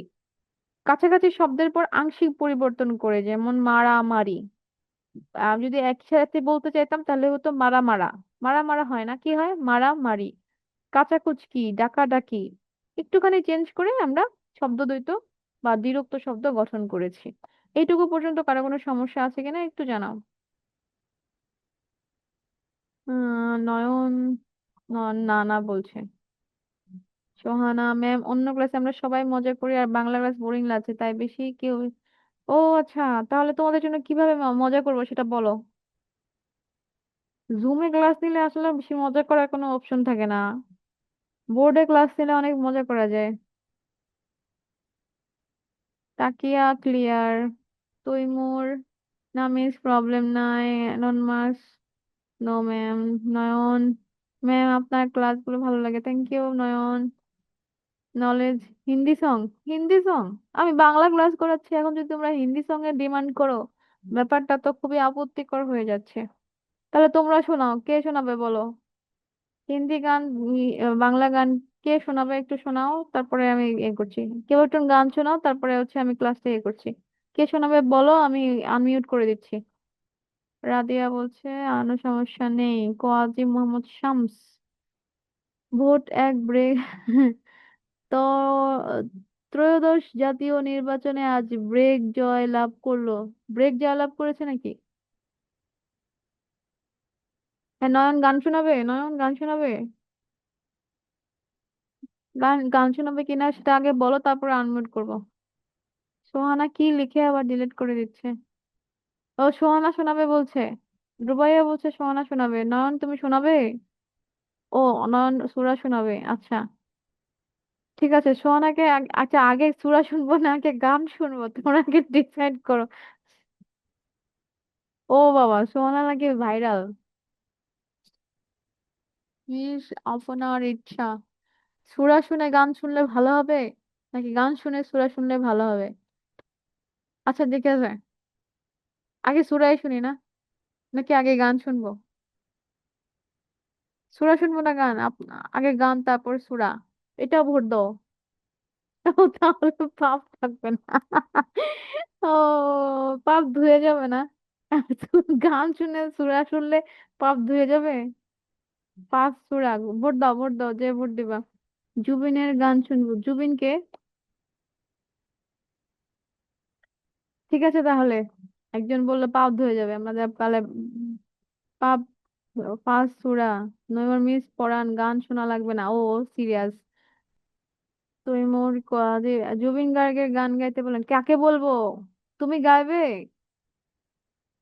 ম্যাম লাস্টে সূরা শুনলে পবিত্র হব। আচ্ছা, দুইজন দিয়েছে যে সূরা শুনবে পরে, আগে গান। আচ্ছা, সোহানা নিজেই গাইতে চাচ্ছে, তাহলে তো অবশ্যই শোনা উচিত। ওকে সোহানা, তোমাকে আমি আনমিউট করছি। সোহানা কোথায়?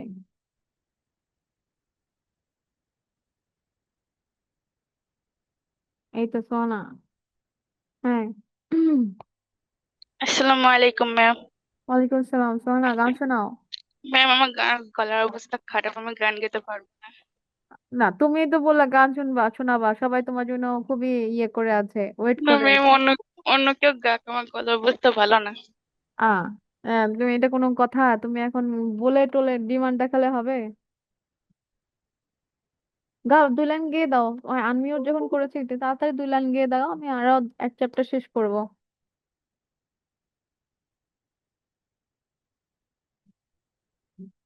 হ্যালো।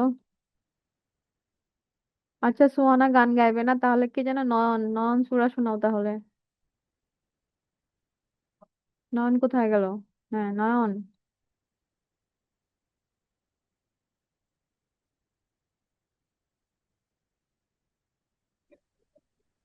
এখন আর কাউকে পাওয়া যাচ্ছে না, এতক্ষণ তোমরা এই করবে সেই করবে। أعوذ بالله من الشيطان الرجيم. بسم الله الرحمن الرحيم. ويل لكل قل أعوذ برب الناس، مالك الناس، إله الناس، من شر الوسواس الخناس، الذي يوسوس في صدور الناس من الجنة. আচ্ছা, থ্যাংক ইউ, থ্যাংক ইউ সবাইকে। নয়নকে বিশেষভাবে ধন্যবাদ জানাচ্ছি, এবং খুবই চমৎকার ও সুরা বললো। কিন্তু সোহানাকে আমি ধন্যবাদ জানাতে পারছি না, কারণ ও বলেও তারপরে গাইলো না, শুধু শুধু সময় নষ্ট হলো। ঠিক আছে কাজী, তুমি কি এখন খুশি? না এত মানে ইয়ে হওয়ার কিছু নাই কাজী। কুল কুল। আচ্ছা, নেক্সট আমরা যে শব্দ দ্বৈত শেষ, এরপরে আমরা যাব শব্দের প্রকৃতিতে। শব্দের প্রকৃতির মধ্যে হচ্ছে আহ শব্দের অর্থই হচ্ছে শব্দের প্রাণ। অর্থ না থাকলে ওই শব্দ আসলে শব্দই না। এখন শব্দ আবার কয় প্রকার? দুই প্রকার। একটা হচ্ছে মৌলিক শব্দ, আর একটা হচ্ছে সাধিত শব্দ। সবসময় মনে রাখবা, মৌলিক মানে যেটাকে বিশ্লেষণ বা ভাঙা যায় না, বা ভাঙলেও আর কিছু ভেঙে কিছু পাওয়া যায় না, ওটাই হচ্ছে মৌলিক শব্দ। যেমন হাত, পা, মুখ, ফুল, বই। হাতকে যদি তুমি ভাঙো তাহলে কি পাওয়া যাবে? হাত, একদিকে হা থাকবে একদিকে ত থাকবে, তাই না? কিন্তু কোনোটাই কোনো অর্থবোধক শব্দ নয়। পাকে আর কি ভাঙবো? এটা তো ভাঙলে আর কিছুই থাকবে না। মুখকে ভাঙলে মু থাকবে, খ থাকবে, কোনো অর্থ থাকবে না। আছে অর্থ? নেই। যেটাকে ভাঙলে আর কিছুই পাওয়া যাবে না, সেটাই হচ্ছে মৌলিক। সাধিত শব্দ হচ্ছে যে শব্দ বিভিন্ন উপায়ে বা প্রক্রিয়ায় গঠিত হয়। মানে এই আমাদের পুরো ব্যাকরণটাই এই এই সাধিত শব্দের উপরেই গঠিত হয়। যেমন এখানে দেখো, ডুব যুগ উড়ি, এই উড়ি প্রত্যয় যোগ করে আমি একটা নতুন শব্দ তৈরি করেছি। সাধিত শব্দই বিভিন্ন ভাবে গঠিত হয়, যেমন 7টি প্রধান উপায়ে গঠিত হতে পারে। একটা হচ্ছে মৌলিক শব্দ যুগে, মানে আরেকটা একটা শব্দের সাথে আরেকটা অর্থবোধক শব্দ বসিয়ে দুটা শব্দ যোগ করে আমি সাধিত শব্দ গঠিত করতে পারি। যেমন পাগলের সাথে যদি আমি আমি বসাই তাহলে পাগলামি হয়ে যাবে। বইয়ের সাথে যদি পত্র বসে, যেমন পত্রেরও অর্থ আছে, বইয়েরও অর্থ আছে, পাগলেরও অর্থ আছে, আমিরও অর্থ আছে, কিন্তু এই দুইটা মিলে একটা নতুন একটা শব্দ তৈরি করেছে। আবার বই আর পত্র দুটা মিলে নতুন একটা বইপত্র, নতুন একটা শব্দ তৈরি করেছে। এরপরে আছে বিভক্তি যোগ করে, এটাতে করলাম দুইটা মানে দুইটা অর্থবোধক শব্দ মিক্স করে। এক নাম্বার করলাম যে দুটো অর্থবোধক শব্দ মিক্সড করে আমি নতুন শব্দ তৈরি করেছি, সাধিত শব্দ। দ্বিতীয় হচ্ছে বিভক্তি যোগ করে। বিভক্তি বলতে যেমন এখানে বলা হচ্ছে আমাকে, হ্যাঁ, আমাকে আহ আমাকে ঘুরতে নেওয়া হয় নাই। আমি যদি বলি যে আমাকে ঘুরতে নেওয়া হয় নাই বা আমাকে নেয়নি, ঘুরতে নেয় নাই, তাহলে আমি যদি বলি আমাকে, আমাকে কে, এটা আমি আমি বলবো যে আমি বিভক্তি যোগ করব না, তাহলে ব্যাপারটা কেমন হবে দেখো। আমা, ঘুর, নে, না। তাহলে কি আমি মানে বাক্যটা বুঝতে পারলাম? কারণ শব্দের মধ্যে তো আমার পুরো শব্দটাই হলো না, শব্দটা তো আমার পুরোপুরি গঠিতই হয়নি। তাহলে আমি বাক্য কিভাবে বুঝবো, তাই না? তাহলে এই যে আমার সাথে আমি কে বসালাম, তারপরে ঘুরের সাথে আমি তে বসাই, হ্যাঁ, তাহলে কি হবে? মানে শব্দটা আমার ভালোভাবে বুঝতে পারা যাবে, আমাকে ঘুরতে নেওয়া হয়নি বা হয় না। তারপরে ধরো বাড়ির, এই যে বসালাম, এইগুলো হচ্ছে বিভক্তি। বিভক্তি একটা বড় চ্যাপ্টার, অত ডিটেলসে যাচ্ছি না। এখানে আমি শব্দের প্রকারভেদের মধ্যে মানে এই শব্দটা কিভাবে গঠিত হয় সেটার ব্যাপারটাই বোঝানোর চেষ্টা করছি। হ্যাঁ, তারপরে আছে 3 নম্বরে উপসর্গ যোগ করে। উপসর্গ যেটা হচ্ছে মূল শব্দে বা ধাতু যেগুলো থাকে তার পূর্বে বসে, মূল শব্দের পূর্বে বসে, সেগুলোকে বলা হয় উপসর্গ। উপসর্গের নিজস্ব কোনো অর্থ নাই, শুধু মূল শব্দের সাথে যখন বসে তখন একটা নতুন শব্দ গঠন করে। যেমন আমি যদি বলি হাড়, হাড় একটা শব্দ, হাড় একটা শব্দ, তার আগে যদি আমি বসাই তাহলে হয়ে যাবে আহার। তার আগে যদি আমি বসাই তাহলে প্রহার। তার আগে যদি আমি বসাই তাহলে বিহার। একই শব্দে বিভিন্ন বিভিন্ন উপসর্গ বসিয়ে আমি বিভিন্ন বিভিন্ন অর্থের যোগান দিচ্ছি, তাই না? বিভিন্ন শব্দের অর্থ বিভিন্ন রকম হয়ে যাচ্ছে। তারপর যেরকম অনশন, অসনের সাথে অন বসিয়েছি তখন অনশন হয়েছে। জয়ের সাথে বসিয়েছি তখন বিজয় হয়েছে। দিনের সাথে শুভ বসিয়েছি তখন হচ্ছে ও সুদিন হয়েছে। তার মানে দিনের একটা অর্থ আছে, কিন্তু যখন আমি বসিয়েছি তখন সুদিন মানে কি, ভালো দিন, আর নতুন অর্থ হয়েছে, তাই না? আবার দেখো অসন, অসন হচ্ছে খাওয়া। আমি খাওয়ার আগে যখন বসিয়ে দিলাম বা অন বসিয়ে দিলাম তখন হয়ে গেল অনশন, মানে আমি খাচ্ছি না। মানে মানে অর্থটাই পরিবর্তন হয়ে যায়, তাই না? কারো কোনো সমস্যা আছে কিনা একটু দেখি। ম্যাম আমি নৈকার গানটা গাইতে পারবো। নৌকার গানটা গাইতে পারবে? আওয়ামী লীগের গানটা, আওয়ামী লীগের গান অনেক শুনেছি বাবা। সুরা খুবই সুন্দর হয়েছে। নয়ন, তোমাকে ধন্যবাদ। না, কোনো সমস্যা নাই। ঠিক আছে।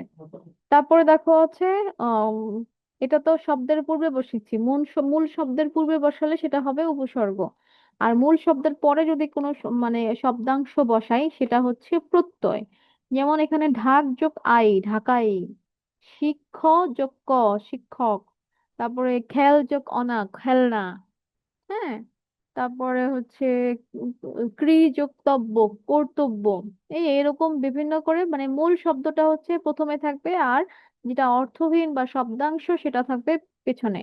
আর উপসর্গে থাকবে মূল শব্দে পরে, পূর্বে থাকবে মানে আগে থাকবে হচ্ছে যেটা শব্দাংশ বা অনর্থক যে শব্দটা, যেটা কোনো অর্থ নেই, সেটা থাকবে প্রথমে। এরপরে আছে সন্ধির সাহায্যে। সন্ধির সাহায্যে কি করি আমরা? নতুন শব্দ গঠন করি। যেমন হচ্ছে বিদ্যা যোগ আলয়, বিদ্যার আ আর আলয়ের আ দুটা মিলে একসাথে আবার আ হয়ে যায়। তারপর ধরো পরীক্ষা, পরি যোগ ইক্ষা, পরির ই আর ইক্ষা দীর্ঘ ই দুটা মিলে হয়ে যায় পরীক্ষা। সম যোগ বাজ, সংবাদ একসাথে বললে এটা একটু ছোট হয়ে যায়, মোটার উচ্চারণটা ছোট ছোট হয়ে যায়। আর আর নাসিক্য ধ্বনি, এই কারণে এটাকে সংবাদ করে ফেলেছি, অনুস্বার করে। তারপরে আছে সমাসের সাহায্যে। সমাসের সাহায্যে কি? একাধিক পদকে এক পদে পরিণত করে, অনেকগুলো শব্দ হ্যাঁ একসাথে বসে একটা নতুন শব্দ তৈরি করে, সেটাকেই বলা হয় সমাস।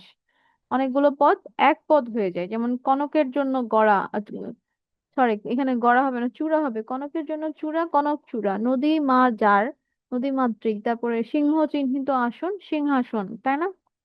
এরকম অনেকগুলো পদ একসাথে, দেখুন এখানে একটা পদ, নদী একটা পদ, মা একটা পদ, যার একটা পদ, তিনটা পদ মিলে হয়ে গেল নদী মাতৃক। ঠিক আছে। শব্দ দ্বৈতে কিছুক্ষণ আগে আমরা শিখলাম, শব্দ দ্বৈতের মধ্যে নতুন নতুন শব্দ তৈরি হয়, যেমন বাড়ি বাড়ি, লাল লাল, ঘরে ঘরে, তাই না, ঝা ঝা। অনেকগুলো শব্দ আমরা শিখেছি যেগুলো মানে কিছু আছে শব্দের কোনো অর্থই হয় না, কিন্তু নতুন শব্দ তৈরি হয়। আচ্ছা, এই হলো আমাদের শব্দর গঠন। কোনো সমস্যা আছে কিনা একটু জানাও। আমি নয়ন, গজল, আবার গজল গেতে চাও? এখন আর সময় নেই বাবা, সূরাটাই অনেক চমৎকার হয়েছে। ম্যাম একটি গজল বলবো, আচ্ছা বলো কোনো একদিন, আজকে আর সময় হবে না। সোহানা, কোনো সমস্যা নেই। এলন মাস্ক, কোনো সমস্যা নেই। রুবাইয়া, কোনো সমস্যা নাই। রাদিয়া, নো ম্যাম, ওকে। আর কেউ? আর কারো কোনো সমস্যা আছে? আচ্ছা, আন্ডারস্ট্যান্ড, ঠিক আছে। তাহলে এই গেল আমার, প্রথমে গেল আমার শব্দ পদ, আর এরপর গেল শব্দের গঠন। দুটো চ্যাপ্টার আজকে আমি শেষ করে ফেলেছি। বাজে ম্যাম, আমি নৌকার গানটা আর বাবা, এই গানটা আমি শুনতে চাচ্ছি না, কারণ এই গানটা একসময় এত শুনিয়েছি, এত শুনিয়েছে যে এটা আমার কান ঝালাপালা করে দেয়। প্লিজ এই গানটার কথা আর বলবে না। তাকে আর নো প্রবলেম, ওকে। তাহলে তোমরা খুবই ব্রিলিয়ান্ট, তোমাদের কোনো সমস্যা নাই। তাহলে আমি চলে যাচ্ছি বাক্যে। বাক্য ও বাক্য গঠনের শর্ত। বাক্যকে যদি ইংরেজির সাথে ম্যাচ করতে চাই তাহলে সেটা হচ্ছে সেন্টেন্স, আর শর্ত হচ্ছে condition, condition of sentence formation. কিভাবে বাক্যটা গঠন হবে তার যে কন্ডিশন, সেগুলোকে বলা হয় বাক্য গঠনের শর্ত। বাক্য কি? আচ্ছা, প্রথম আমরা জেনেছি ধ্বনি কি, হ্যাঁ। ধ্বনি জেনেছি, বলেছি কয়েকটা অর্থবোধক ধ্বনি পাশাপাশি বসলে একটা নতুন অর্থবোধক শব্দ তৈরি হয়, তাই না? বলেছি শব্দ, তাহলে কতগুলো শব্দ পাশাপাশি বসে একটা নতুন বাক্য তৈরি হয়, তাই না? ব্যাপারটা তো তাই। কয়েকটা ধ্বনি পাশাপাশি বসে নতুন শব্দ তৈরি হয়, আর কয়েকটা শব্দ পাশাপাশি বসে নতুন কি তৈরি হয়? বাক্য তৈরি হয়। তবে পাশাপাশি বসলেই যে বাক্য তৈরি হয়ে যাবে তা না, বসার সিস্টেম আছে, আমরা সবই জানবো। তার আগে বাক্য কি একটু শুনে নেই। এক বা একাধিক পদের দ্বারা যখন বক্তার মনোভাব সম্পূর্ণভাবে প্রকাশ পায় তখন তাকে বাক্য বলে। মানে এই যে পাশাপাশি করে কয়েকটা শব্দ বা পদ বসিয়েছি, সেগুলো বলে আমি যা বোঝাতে চেয়েছি সেটা বোঝাতে যদি পারি, তাহলে সেটা হবে বাক্য। যেমন যদি মনে হয় যে আম, আমার হাত কেটে গিয়েছে, আমার ওষুধ প্রয়োজন, বা আমাকে হাসপাতালে হাসপাতালে নিয়ে যাওয়া প্রয়োজন, এই জিনিসটা বোঝানোর জন্য যে যে শব্দ বা যে যে পদগুলো, মানে শব্দ যখন বাক্যে ব্যবহৃত হয় তখনই তো সেগুলো পদ হয়ে যায়। যে যে পদগুলো ব্যবহৃত হয়েছে সেগুলোকেই। আচ্ছা, একটু ব্রেক দিচ্ছি, আজান আজান হচ্ছে।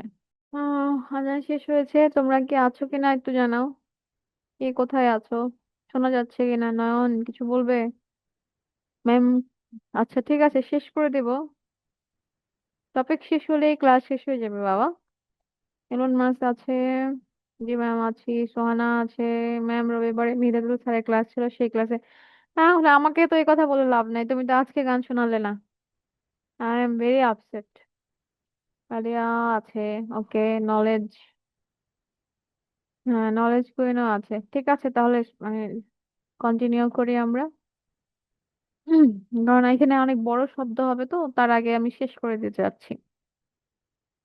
আচ্ছা, বাক্য ও বাক্য গঠনের শর্ত বলেছিলাম যে পাশাপাশি কয়েকটা শব্দ, অর্থবোধক শব্দ যদি আমার মনের ভাব বা আমি যা বলতে চাই সেটা যদি সম্পূর্ণরূপে প্রকাশ করতে পারে, এটা বসে, সেটাই হচ্ছে সার্থক বাক্য। সেটা বলছে বাক্য।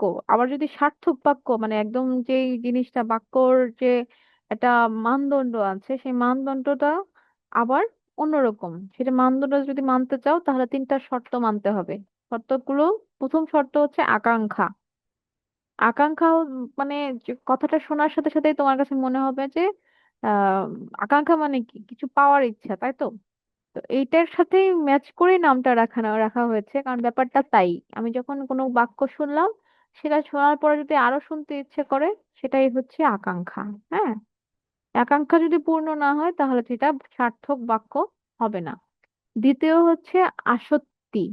তোমাদের ক্লাসে আমি আগে বলেছি কিনা আমি জানি না, ব্যাপারটা কিন্তু আসক্তি না। দেখো, বানানটা দেখো, আসক্তি। হুম, হ্যাঁ, ব্যাপারটা দেখো, তয়ে তয়ে সংযুক্ত, আসক্তি।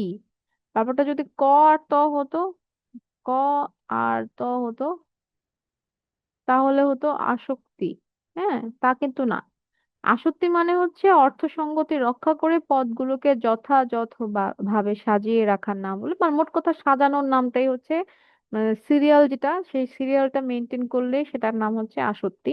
এটি একটি সুবিন্যস্ত পদবিন্যাস, এটি সার্থক বাক্যের জন্য অপরিহার্য। প্রথম হচ্ছে আকাঙ্ক্ষা, দ্বিতীয় হচ্ছে আসক্তি, তাই তো? বাক্যের অর্থ সঙ্গতি রক্ষা করে পদগুলোকে যথাযথভাবে সাজিয়ে রাখার নাম হলো আসক্তি। আর উম, এটা খুবই দরকার বাক্য সার্থক বাক্য হওয়ার জন্য। 3 নাম্বার হচ্ছে যোগ্যতা। যোগ্যতা মানে হচ্ছে আহ ইংরেজিতে কম্পিটেন্স, বাট হচ্ছে আমি কি, মানে ঠিক রাখলাম কিনা অর্থটা, মানে বাক্য করলাম আমি একটা, বাক্য হলো, কিন্তু বাক্যের সাথে অর্থের কি মিল হলো কিনা। হ্যাঁ, কারণ আমি যদি বলি যে মাছেরা আকাশে উড়ে, বাক্য হয়েছে। হ্যাঁ, আমার আকাঙ্ক্ষাও ওইখানে পূর্ণ হয়েছে, আসক্তিও ঠিক আছে। হ্যাঁ, সবকিছু সুন্দর করে সাজিয়েও রেখেছি, কিন্তু এটার কি অর্থগত কোনো মানে কোনো সেন্স আছে এটার? আর মাছ কি কখনো আকাশে উঠতে পারে? হ্যাঁ, এই যে একটা কমন সেন্সের ব্যাপার, সেই জিনিসটা কাজ করছে না এই বাক্যে, তাহলে সেটার নাম হচ্ছে যোগ্যতা। যদি পদগুলোর অর্থগত ভাবগত মিল না থাকে তাহলে বাক্য গঠন করতে পারে না। যেমন এখানে ওটা উদাহরণ দেয়া আছে, আমরা বড়শি দিয়ে নারকেল পারি। বড়শি দিয়ে কেউ নারকেল পারা যায়? বলো। এটা তো কোনো সেন্সেই কাজ করছে না, তার মানে এটা অর্থগত ঠিক বা ভাবগত অর্থগত দিকের আহ ব্যালেন্স হচ্ছে না, সে কারণে এটা ভুল। কারো কোনো প্রশ্ন আছে কিনা বলো, আমি তারপরে প্রকারভেদে যাব। কারো কোনো প্রশ্ন আছে কিনা একটু জানাও আমাকে। কারো কোনো প্রশ্ন আছে কিনা জানাও। কেউ আছে? Elon Musk always first. আচ্ছা, প্রশ্ন নেই। বাকিরা, সোহানা, সোহানা সেকেন্ড, কোনো প্রশ্ন নেই। Radia third, no ma'am. আর কেউ? বাকিরা নেই ক্লাসে, এই জন্য তাদের প্রশ্ন নেই। Rubaiya fourth, no ma'am. তার মানে তোমরা বুঝতে পেরেছো, তাই তো? তোমাদের কোনো প্রশ্ন নেই, তার মানে বোঝা গেল যে তোমরা বুঝতে পেরেছো। তাহলে আমি নেক্সটে চলে যাচ্ছি। নেক্সট হচ্ছে খণ্ডবাক্য, স্বাধীন বা অধীন খণ্ডবাক্য। মানে এটাকে যদি ইংরেজিতে মানে করতে চাও তাহলে ব্যাপারটা হবে clauses. Independence and subordinate clauses. Independent and subordinate clauses. Independent হচ্ছে স্বাধীন বাক্য, আর সাবঅর্ডিনেট হচ্ছে অধীন খণ্ড বাক্য, মানে কারোর উপরে নির্ভরশীল। খণ্ডবাক্য দেখো, প্রতিটি খণ্ডবাক্যের দুটি অংশ থাকে, দুটি অংশ, যে কোনো বাক্যেরই দুটি অংশ থাকে, যেটা হচ্ছে উদ্দেশ্য ও বিধেয়। যাকে উদ্দেশ্য করে বলা হয়, আর মানে যাকে উদ্দেশ্য করে বলা হচ্ছে তার নামে কি বলা হয় সেটা হচ্ছে বিধেয়। যাকে উদ্দেশ্য করে বলা হয় সেটা হচ্ছে সে হচ্ছে উদ্দেশ্য, আর যে যাকে বলছো তাকে কি বলছো সেটা হচ্ছে বিধেয়। একটি উদ্দেশ্য একটি সমাপিকা ক্রিয়া বা বিধেয় যদি নিজে একটি স্বাধীন বাক্য হিসেবে ব্যবহৃত হতে না হয়ে অন্য কোনো বৃহত্তর বাক্যের অংশ হিসেবে ব্যবহৃত হয় তাকে বলা হয় খণ্ড বাক্য। মানে সে একটা পূর্ণ বাক্য, কিন্তু সে নিজে নিজে ব্যবহার মানে বসতে পারে না, তার জন্য আরেকজনের উপর নির্ভরশীল হতে হয়। যেমন আমি একটা বাক্য বলি, যে যে পরিশ্রম করে সেই সফল হয়। যে পরিশ্রম করে সেই সফল হয়। এখন যে যে বললাম সেই সফল হয়, সেই সফল হয় কিন্তু একটা বাক্য এবং সার্থক বাক্য, কিন্তু সে একা একা বসতে পারে না, কারণ সে পরিশ্রমের উপরে ডিপেন্ডেন্ট। যখনই পরিশ্রম করা হবে তখনই সে সফল হবে, ঠিক আছে? এই হচ্ছে একটা খন্ডবাক্য, যে সে যেই পরিশ্রম করে তার উপর নির্ভর করে কে, যে সফল হবে সেই সফল হয়, সেই সফল হয়। এটা একটা খণ্ডবাক্য। আচ্ছা, এবার হলো স্বাধীন খণ্ডবাক্য। সেরকম হচ্ছে যেটার বৃহত্তর বাক্যের অন্তর্গত এমন একটি খণ্ডবাক্য যা তার অর্থ প্রকাশের জন্য অন্য কোনো খণ্ডবাক্যের উপর নির্ভরশীল নয়। স্বাধীন মানেই সে একদম নির্ভর, তার কোনো দায়বদ্ধতা নাই। স্বাধীন খণ্ডবাক্যকে বাক্য থেকে আলাদা করে লিখলে একটি স্বয়ং সম্পূর্ণ অর্থ প্রকাশ করে। যেমন আমি যদি বলি যে আমি পড়ে তারপর খেলতে যাব, আর আমি যদি শুধু বলি আমি খেলতে যাব, তাহলে কিন্তু বাক্যটা হবে। কিন্তু আমি এখানে যদি আমি খণ্ড বাক্য রাখি তাহলে কি হবে, আমি পড়ে তারপর খেলতে যাব, এই যে পড়ার উপরে আমি একটা নির্ভরশীলতা রাখি। যদি না রাখি তাহলে সেটা হবে স্বাধীন, আর যদি রাখি তাহলে হবে খণ্ড বাক্য। আমি বোঝাতে পারছি কিনা বুঝতে পারছি না, তোমরা কোশ্চেন করো যদি না বুঝতে পারো। অধীন খণ্ড বাক্য বা ডিপেন্ডেন্ট ক্লজ এটি বৃহত্তর বাক্যের অন্তর্গত এমন একটি খণ্ড বাক্য যা তার অর্থ সম্পূর্ণভাবে প্রকাশের জন্য স্বাধীন খণ্ড বাক্যের উপর নির্ভরশীল। অধীন খণ্ড বাক্যকে আলাদা করে লিখলে এর অর্থ পরিপূর্ণ থাকে না, তাই না? পরিপূর্ণ থাকে, যেমন যদি বলি যে সেই সফল হয়, এটা দিকে কি বোঝা যায় না, কি বলছে পাগলের মতো উল্টাপাল্টা, সেই সফল হয়, কিসে সফল হয়? তো সুতরাং এটা আলাদা করে লেখা যাবে না, লিখতে হবে পুরোটা, মানে ডিপেন্ডেন্ট সহ লিখতে হবে, যে পরিশ্রম করে সেই সফলতা লাভ করে। ঠিক আছে। অধীন খণ্ড বাক্যের আবার প্রকারভেদ আছে, তিন প্রকার। একটা হচ্ছে বিশেষ্য স্থানীয় খণ্ড বাক্য, বিশেষণ স্থানীয় খণ্ড বাক্য, ক্রিয়া বিশেষণ স্থানীয় খণ্ড বাক্য। এত ডিপে আমি আর যাচ্ছি না, শুধু নামগুলো জেনে রাখো। আমি একটুখানি উদাহরণ দিয়ে বুঝিয়ে দেই। বিশেষ্য স্থানীয় মানে যেটাতে নাউন বেস থাকে, বিশেষণ মানে এখানে অ্যাডজেক্টিভ বেস থাকে, আর ক্রিয়া বিশেষণ মানে ওখানে অ্যাডভার্বটা মেইন থাকে। হ্যাঁ, যখন ক্লজের সাথে যদি তুমি মানে ম্যাচ করতে চাও, হ্যাঁ, ক্লজের সাথে যখন যদি ম্যাচ করতে চাও, যেটাতে হচ্ছে নাউন মেইন থাকে সেটা হচ্ছে বিশেষ্য স্থানীয়, যেটাতে অ্যাডজেক্টিভ মেইন থাকে সেটা হচ্ছে বিশেষণ স্থানীয়, আর যেটাতে হচ্ছে অ্যাডভার্ব, অ্যাডভার্ব হচ্ছে কখন কোন সময়ে হচ্ছে, কোথায় হচ্ছে, এই বিষয়গুলো যেখানে মানে প্রধান থাকে সেগুলো হচ্ছে ক্রিয়া বিশেষণ স্থানীয় খণ্ডবাক্য। হ্যাঁ, আচ্ছা, এবার খুবই ইম্পর্টেন্ট একটা টপিক, যেটা হচ্ছে না বুঝালেই না, এটা তো মানে সবারই ভুল হয় এবং সবারই বুঝতে অসুবিধা হয়। এই জিনিসটা শেষ করে, এটা বুঝিয়ে শেষ করে তারপরে হচ্ছে আমি এমসিকিউ তে চলে যাব। একটু আমাকে জানাও এতক্ষণ যা পড়িয়েছি সেগুলোতে কোনো সমস্যা আছে কিনা। তোমরা আসলে কিছুই জানাচ্ছ না। সোহানা, কোনো প্রশ্ন নেই আর কোনো সমস্যা নেই, বাহ, নো প্রবলেম ম্যাম। আর কারো কোনো সমস্যা? রাদিয়া? কোনো সমস্যা নেই ম্যাম। আচ্ছা Radhe, no problem. Sohana ma'am, সবাই ক্লাসে আছে, কিন্তু দুই একজন বাদতে বাকিরা কমেন্ট কমেন্ট না করলে তার মানে সেরা ক্লাসে নাই। আমি যখন কোনো কিছু বলবো তার সাথে সাথে রেসপন্স না পাই, তার মানে সে ক্লাসে নাই। লাইভ যদি ক্লাসে মানে লাইভ ক্লাস মানে যদি সরাসরি তোমাদের স্কুলের যে ক্লাসগুলা সেগুলোতে দেখা যায় কে হয়তো কাগজ দিয়ে খেলা করছে, কে হয়তো দুষ্টামি করছে, এগুলো দেখা যায়, কিন্তু এখন তো দেখা যাচ্ছে না। যে রেসপন্স করে তার মানে সে আছে,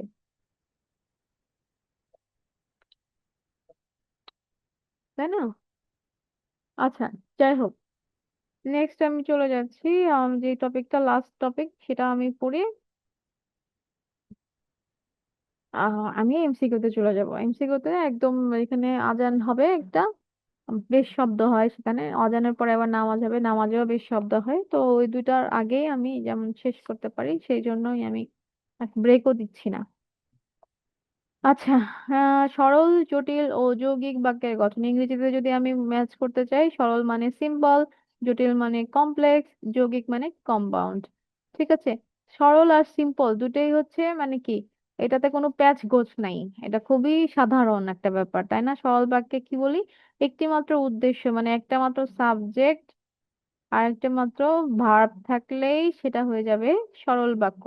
মানে যে বাক্যে একটা মাত্র সাবজেক্ট বা উদ্দেশ্য আর একটা মাত্র সমাপিকা ক্রিয়া বা ভার্ব থাকে, সেটাই হচ্ছে সরল বাক্য। যেমন যখন বই পড়বে না, দেখছো আজান দিতেছে, একটু আমি আজানের পজ দিচ্ছি, হ্যাঁ? আচ্ছা, আমাদের আজান শেষ হয়েছে, আমাদের নামাজ শুরু হবে, নামাজ শুরু হয়ে গেলে আমরা ইনশাল্লাহ শেষ করতে পারবো। আচ্ছা, সরল বাক্য বলছিলাম যেটা একটা সাবজেক্ট থাকবে বা একটা উদ্দেশ্য থাকবে আর একটা সমাপিকা ক্রিয়া বা ভার্ব থাকবে, সেটাই সরল বাক্য। যেমন আম, আমি বই পড়ি, আমি বই পড়ি যখন বলি তখন আমি উদ্দেশ্য আছি আর পড়া পড়া ভার্ব আছে, তাহলে একটা সাবজেক্ট একটা ভার্ব থাকলো, এটাই মানে হচ্ছে সরল বাক্য। জটিল বাক্যে বলেছে এক- একটা স্বাধীন বাক্য থাকবে, একটা একাধিক অধীন বাক্য থাকবে, মানে একটা থাকবে ইন্ডিপেন্ডেন্ট বাক্য, আর একটা হচ্ছে সাবঅর্ডিনেট, একটু আগে যেটা পড়ছিলাম অধীন বাক্য। পরস্পর সাপেক্ষতা বা নির্ভরশীলতার সাথে ব্যবহৃত হবে, মানে ওইটা করলে এটা হবে এরকম ব্যাপারটা থাকবে, তাহলে সেটা হবে জটিল। আচ্ছা, এটাকে আমি আরেকটু সহজ করে যদি বলি, তো সরল বাক্যে ধরো, জটিল বাক্যে দুইটা সরল বাক্য থাকবে কিন্তু একটা সরল বাক্য আর একটা সরল বাক্যের উপরে ডিপেন্ডেন্ট বা নির্ভরশীল থাকবে, তাহলে সেটাকে জটিল বাক্য বলবো।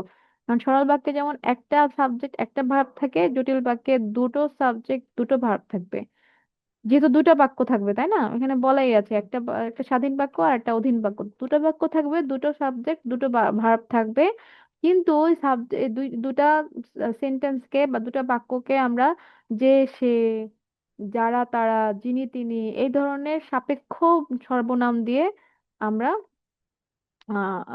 অ্যাড্রেস করব, হ্যাঁ? তাহলে সেটা হবে জটিল বাক্য। যেমন যদি সে ধনী তবুও সে কৃপণ, এই যে যদি, তবু। আবার যিনি পরিশ্রমী তিনিই সফল, যিনি, তিনি, এরকম যদি হয়, একটার উপরে আরেকটা নির্ভরশীল বা একটা মানে পরিশ্রম না করলে সফলতা লাভ করা যায় না, বা তুমি আসো, যদি তুমি আসো তারপর আমি যাব, এই যে তোমার আশার উপরে আমি ডিপেন্ড করছি, সেটাই হচ্ছে জটিল বাক্য। মানে জটিল বাক্য চেনার উপায় হচ্ছে যে, সে, যদি, যিনি, তিনি, যা, তা, এরকম সাপেক্ষ সর্বনাম থাকবে, হ্যাঁ?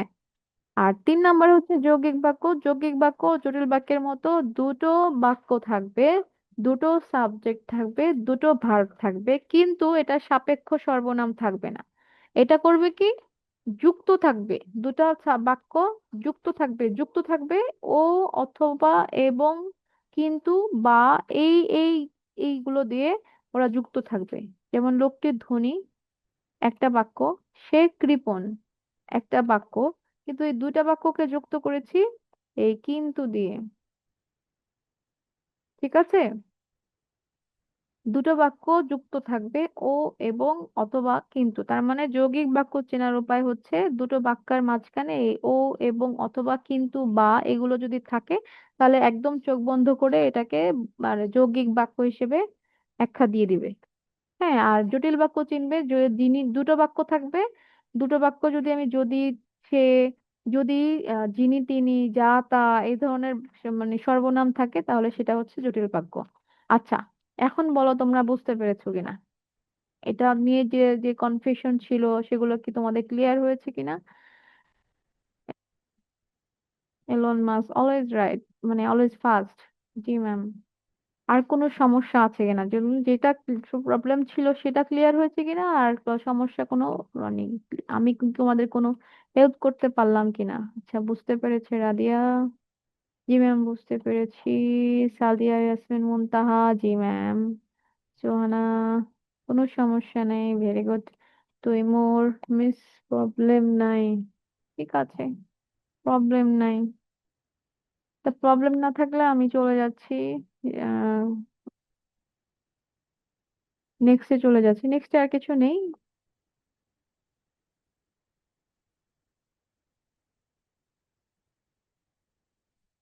নেক্সট আর কিছু নেই, আমি এখন শুরু করব, কি যেন বলে, কুইজ শুরু করব। তোমরা কি রেডি? আমি কি কুইজ শুরু করব?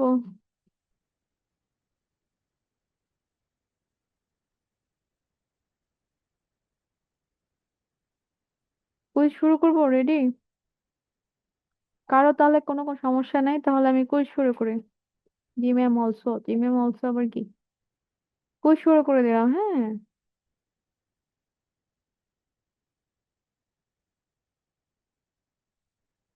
বাক্যে ব্যবহৃত হওয়ার সময় শব্দের শেষে কিছু বর্ণ যুক্ত হয়, এগুলোকে কি বলে?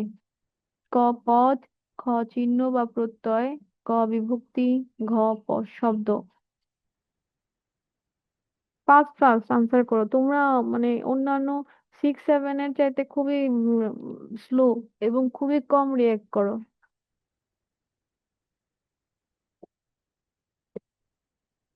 ফারহান ইমতিয়াজ। শুধু ক বললে হবে না, কত নম্বরে ক বলতে হবে, কারণ এরপরে আমরা আরো নম্বরে যাব। লিয়ানা বলছে, একজন বলেছে ক, একজন বলেছে খ। তৈমুর বলছে মিস খ। ক খ এর মধ্যে আটকে আছে, হাড্ডাহাড্ডি লড়াই, ক খ। এলন মাস্ক বলছে এ। ওই তো, ক আর খ এর মধ্যে খুব হাড্ডাহাড্ডি লড়াই চলছে, দেখি কে জিতে। রুবাইয়া খ, ফারহান 1 নম্বরের ক। আচ্ছা, ক আর খ এর মধ্যে হাড্ডাহাড্ডি লড়াই। ঠিক আছে, দেখি কোনটা। যারা খ বলেছো তারা ভুল, যারা ক বলেছো তারাও ভুল। আর কেউ? আর কেউ? ক আর খ দুটোই ভুল। না, খ হবে না, খ হবে না। নাদিয়া, নাদিয়া খ তে আছে। দুটোই ভুল, ক যারা বলছো তারাও ভুল, খ যারা বলছো তারাই ভুল। একটু আগেই বললে ম্যাম কোনো সমস্যা নাই, ম্যাম সব বুঝতে পেরেছি, তাহলে এখন পারছো না কেন? এই লাইনটা একটু আগেই পড়িয়েছি। বাক্যে ব্যবহৃত হওয়ার সময় শব্দের শেষে কিছু বর্ণ যুক্ত হয়। বর্ণ যুক্ত হয় কোনটাতে? পদে কি বর্ণ যুক্ত হয় নাকি? প্রত্যয়ে বর্ণ যুক্ত হয়? মোটেই বর্ণ যুক্ত হয় না, প্রত্যয়ে একটা শব্দাংশ যুক্ত হয়। বর্ণযুক্ত হয় বিভক্তিতে। বর্ণযুক্ত হয় বিভক্তিতে। রুবাইয়া বলছে গ, এই যে রুবাইয়া খয়ের পরে গ। গ, হ্যাঁ, যখন ক খ দুটোটাই হচ্ছে না তখন সবাই গতে গিয়েছে। একটা তো হবেই, কি বলো? টাইম বলছে গ। রোনাল্ডো গ। আচ্ছা, রিয়া গ। ওকে, নেক্সট। স্বয়ং, নিজ, খোদ, আপনি, এগুলো কোন প্রকারের সর্বনাম? ক ব্যক্তিবাচক সর্বনাম, খ নির্দেশক সর্বনাম, গ আত্মবাচক সর্বনাম, ঘ সাপেক্ষ সর্বনাম। সর্বনামের প্রকারভেদ পড়লে যে কারো পারার কথা।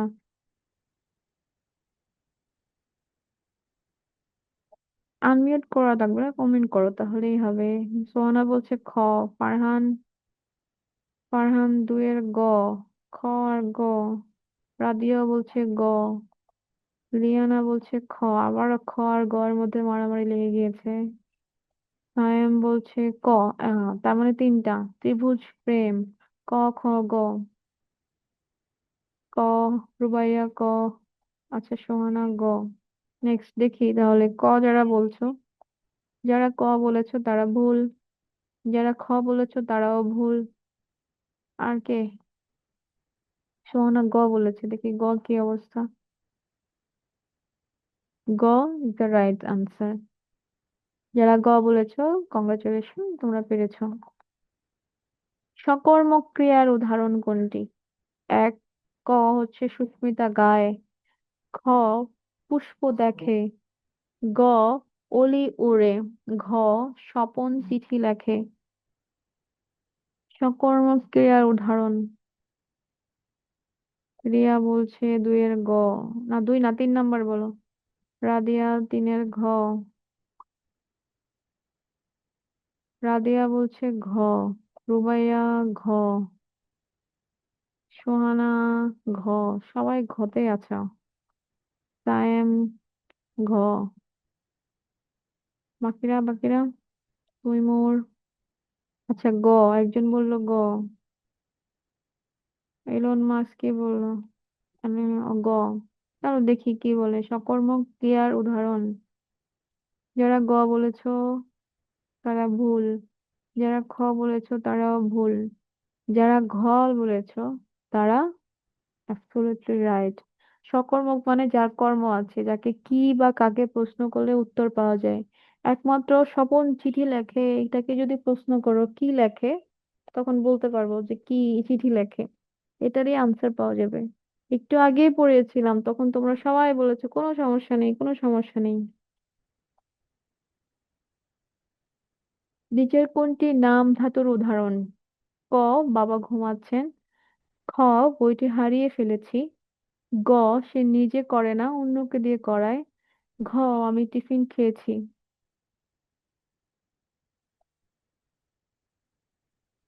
আনসার,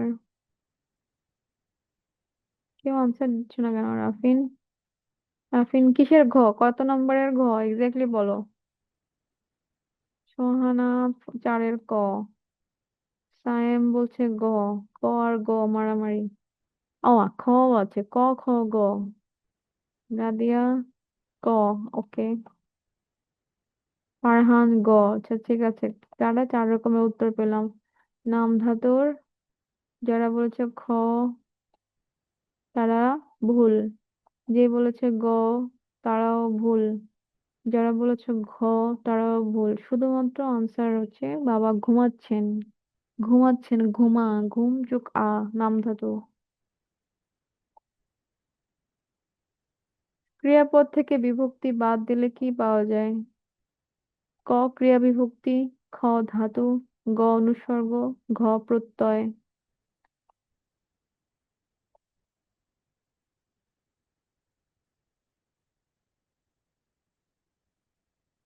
ক্রিয়াপদ থেকে বিভক্তি বাদ দিলে, আচ্ছা মুশাহিদা ফ্রেন্ড প্লিজ বলবে যে কত নম্বরের ঘ। রাদিয়া 5-এর খ। রুবাইয়া খ। সায়েম খ। আরে বাবা, তোমরা তো তাহলে কনফিডেন্ট, সবাই খ বলছো, দেখি তাহলে খ। ইয়েস, ঘ ইজ দ্য রাইট, খ is the right answer. On প্রত্যয় যোগে গঠিত শব্দের উদাহরণ। ক, লাজুক। খ, বৈদিক। গ, ঢাকাই। ঘ, বাঁধন। সোহানা বলছে 5 খ। রাদিয়া 6 ঘ। না, না, আচ্ছা মুশাহিদা কত নাম্বারের ঘ? মুশাহিদা একটু আগে জিজ্ঞেস বললাম যে শুধু খ গ লিখবে না, কত নাম্বারের সেটা লিখবে। আচ্ছা রুবাইয়াও তো ঘতে আছে। ফারহান, ফারহানা ঘতে আছে। রাফিন, আচ্ছা সায়েম, মুশাহিদা, ঠিক আছে। ওকে। সোহানা, সোহানা গ বললো, দেখি গ। সোহানা একবার খ বলেছে, হয়নি। গ বলেছে, এটাও হয়নি। যারা ঘ বলেছো, ইয়েস, বেশিরভাগই ঘ বলেছে এবং দে আর রাইট। নিচের কোনটি অনুকার শব্দ? ট্যাটে, কুহু কুহু, মিটমাট, কুটকুট। নিচের কোনটি অনুকার শব্দ? ওনার 6 নাই, 7-এ চলে এসেছি। Elon Musk 7D। সায়েম গ। গ আর ঘ এর মধ্যে পারাপারি। রোহানা গ। আচ্ছা ফারহান বলছে ক, তাহলে ক গ ঘ। আচ্ছা ও মুরুবাইয়া গ। রাদিয়া গ। ক গ ঘ, 4টার মধ্যে মারামারি হচ্ছে এখন। আচ্ছা নীরা নীরা খ গ, কিসের খ কিসের গ? আচ্ছা দেখি ক যারা বলেছে ভুল, খ ভুল, গ, গ ইজ দ্য রাইট আনসার। যারা গ বলেছো তারা রাইট। ব্যঞ্জন বর্ণের সাথে ফলা যোগ করে শব্দ গঠনের উদাহরণ কোনটি? এখানে ব আকার, ডয় শূন্য র, ইকার, বাড়ি, মানে সবগুলো মিলে হয়েছে বাড়ি। তারপর আছে ন ওকার, ক আকার, নৌকা। গ নাম্বার হচ্ছে ক জফলা, ক জফলা বাক্য। তারপরে ঘ নাম্বার হচ্ছে ত রিকার, রিফলা মূর্ধন্য তৃণ। আনসার হচ্ছে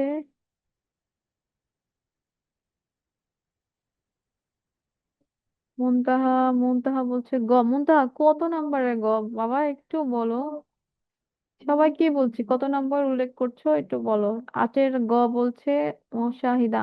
আচ্ছা, রাফিন আটের গ, এলন মাস্ক সি। আবা, তোমরা তো সবাই কনফিডেন্ট দেখা যাচ্ছে। সোহানা গ, রোবাইয়া, রাদিয়া ইয়েস গ, গ। যা, সবাই তাহলে এটা নিয়ে খুব কনফিডেন্ট, গ ইজ দ্য রাইট আনসার।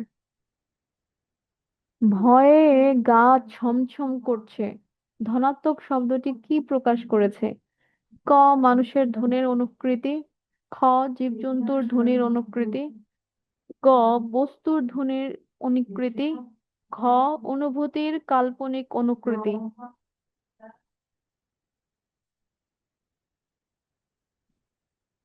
নয় ঘ বলছে, কে বললো এটা? রাদিয়া। মুশাহিদা নয়ের ঘ, এলন মাস। সবাই তাহলে এটা নিয়েও কনফিডেন্ট। আমি কি খুব সহজ কোশ্চেন করে ফেললাম নাকি? সবাই পারছে। সবাই ঘ, ঘ, ঘ। সবাই যখন ঘই বলছো দেখি তাহলে ঘই হবে। ইয়াস, গ ইজ দ্য রাইট আনসার। নিচের কোনটিতে অনুকার ধ্বনি যোগে দ্বিরুক্ত শব্দ গঠিত হয়েছে? ক চুপচাপ করে বৃষ্টি পড়ছে, খ একটু আস্তে আস্তে চলো, গ লোকটির চাল চলন রহস্যজনক, ঘ জনে জনে জিজ্ঞেস করে জানার প্রয়োজন নেই।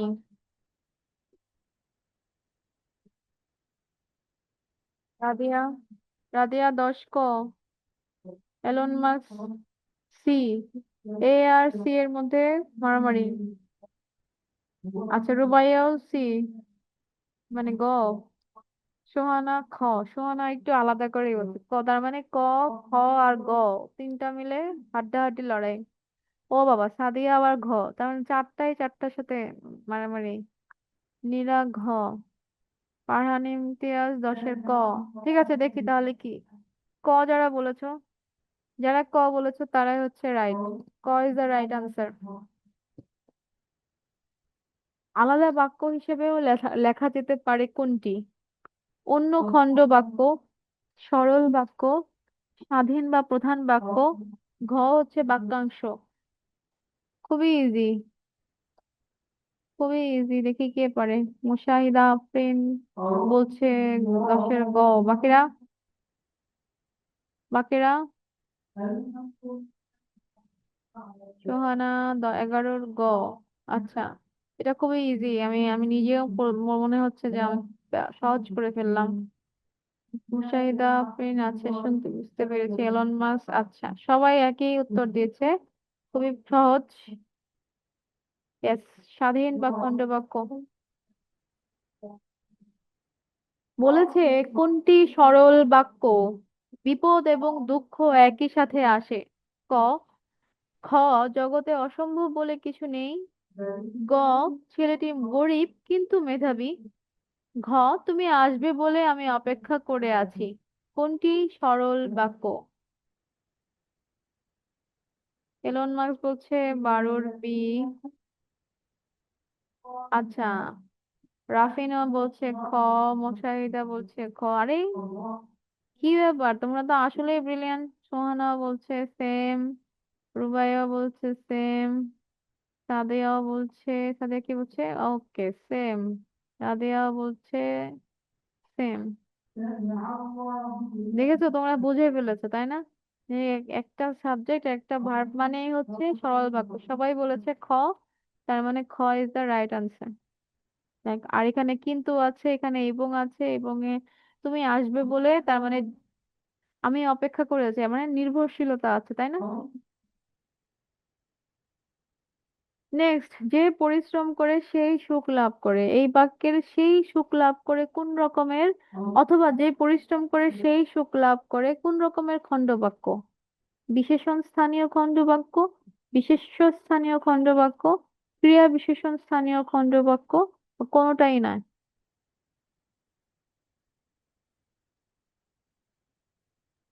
দেখি কি বললো। রাদিয়া বলছে 13-র ক,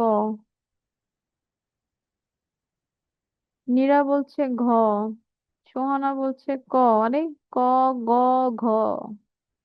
আরে বাবা, খ। তার মানে সবাই সবার সাথে মারামারি করছে, ক, খ, গ, ঘ।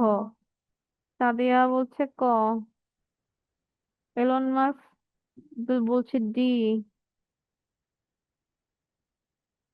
আমেনা আলো বলছে বি। আর কেউ? সায়েম বলছে খ, রাফিন বলছে ক, মুশাহিদা বলছে গ। ঠিক আছে, দেখি কি। যারা ঘ বলছো ভুল, যারা গ বলছো তারাই শুধুমাত্র রাইট। তার মানে গ হচ্ছে রাইট আনসার।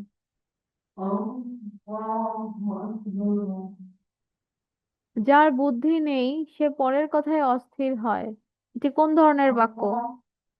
সরল, জটিল বা মিশ্র, যৌগিক, খণ্ডবাক্য? কোন ধরনের বাক্য এটা? সোহানা বলছে ম্যাম আপনি আজকে অনেক সহজ, নেই আসলে সহজ করেছি। আমারও মনে হচ্ছে হয় সহজ করেছি, না হলে তোমরা সব পারো। বলেছে 14-র ক, এলন মাস্ক বলছে বি, সায়েম বলছে গ। আচ্ছা, এ বি মানে ক, খ, গ তিনটাই মারামারি করছে। নীরা বলছে খ, রাদিয়া বলছে খ, রুবাইয়া বলছে খ। তাহলে ক বললে যারা ভুল, গ যারা বললে তারাও ভুল, খ যারা বললে তারা অ্যাবসলিউটলি রাইট। এবং আজকের শেষ শেষ শেষ এমসিকিউ হচ্ছে লাস্ট, খুবই ইজি, আমার মনে হয় তোমরা সবাই পারবে। হাতিগুলো আকাশে উড়ছে বাক্যটিতে কোন ধরনের গুণের অভাব রয়েছে? ক, আসক্তির, খ, আকাঙ্ক্ষার, গ, যোগ্যতার, ঘ, গঠনের? খুবই ইজি, আমার মনে হয় তোমরা লাস্টেরটা সবাই পারবে। বলেছে, আচ্ছা, রাদিয়া বলেছে গ, এলন মাস্ক বলছে সি, সায়েম বলছে সি। তার মানে তোমাদের কনসেপ্ট ক্লিয়ার। আচ্ছা, নীরা একবার গ বলছে একবার ঘ বলছে, এরকম বলার সুযোগ নেই বাবা, যে কোনো একটা বলতে হবে। সোহানা বলছে ঘ, মুশাহিদা বলছে একবার বলছে না, মুশাহিদা একবারই বলেছে ঘ। রাফিন বলছে গ, সাদিয়া ইয়াসমিন বলছে গ, বাকিরা নীরা, আচ্ছা, রিয়া, রিয়া বলছে গ। আর কে? শেখ জাবির, জাবির বলছে গ। শুধু গ, কিসের গ জানি না, শুধু গ। আচ্ছা, যারা ঘ বলছে তারা হচ্ছে ভুল। আর যারা বেশিরভাগই গ বলেছে, অবশ্যই হাতিগুলো আকাশ করে উঠছে তার কোনো সেন্স নেই, সুতরাং সেটা হচ্ছে যোগ্যতাহীন বাক্য। ঠিক আছে? তো আজকে এই ছিল আমাদের আজকের আয়োজন, আজকের পড়া। তোমরা আমাকে জানাও কোথাও কোনো সমস্যা আছে কিনা, সমস্যা থাকলে কোথায় আছে, আমি আবার সে বোঝানোর চেষ্টা করব। বা আজকে আমি যা পড়িয়েছি তাতে তোমাদের কোনো হেল্প হয়েছে কিনা, কনসেপ্ট গুলো ক্লিয়ার হয়েছে কিনা একটু জানাও, জানিয়ে তারপরে আমি শেষ করে দিচ্ছি। আজকে তোমাদের অনেক কষ্ট দিয়েছি, ব্রেকও দেই নাই। আমি জানি তোমরা অনেক কষ্ট পাচ্ছ, এখন আমি আর বেশি কষ্ট দিতে চাই না।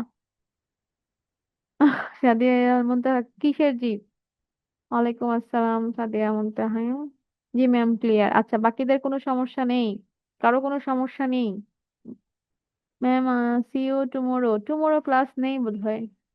Elon Musk, no. আচ্ছা, রাদিয়া, জি ম্যাম, ক্লিয়ার। আচ্ছা, নো মিস। তাহলে বাকিদের আমি ভেবে নিতে পারি তোমাদেরও কোনো প্রশ্ন নেই, বা তোমাদের মিস মাত্র 8টা বাজে, আমি তো আজকে ব্রেক দেই নাই, সেজন্যই তো বললাম ব্রেক দিব না, একবারে টানা ক্লাস করে শেষ করে দিব। 8টা বাজে, 8টা বাজেই তো শেষ হওয়ার কথা। আরো ক্লাস করতে চাও? হ্যাঁ, ওকে। আজকের মতো এখানেই শেষ করে দিচ্ছি। আর ভালো থেকো, সুস্থ থেকো। যা পড়বে আবার পড়া মানে বারবার রিপিট করার চেষ্টা করবে, এবং যত রিভিশন দিবে তত বেশি বেশি মনে থাকবে। ইনশাল্লাহ আবার হয়তো কোনো ক্লাসে দেখা হবে, কথা হবে। তখন গানও শুনবো, সূরাও শুনবো, গজলও শুনবো ইনশাল্লাহ। তো সে পর্যন্ত ভালো থাকো, সুস্থ থাকো। সবাইকে আসসালামু আলাইকুম, আল্লাহ হাফেজ।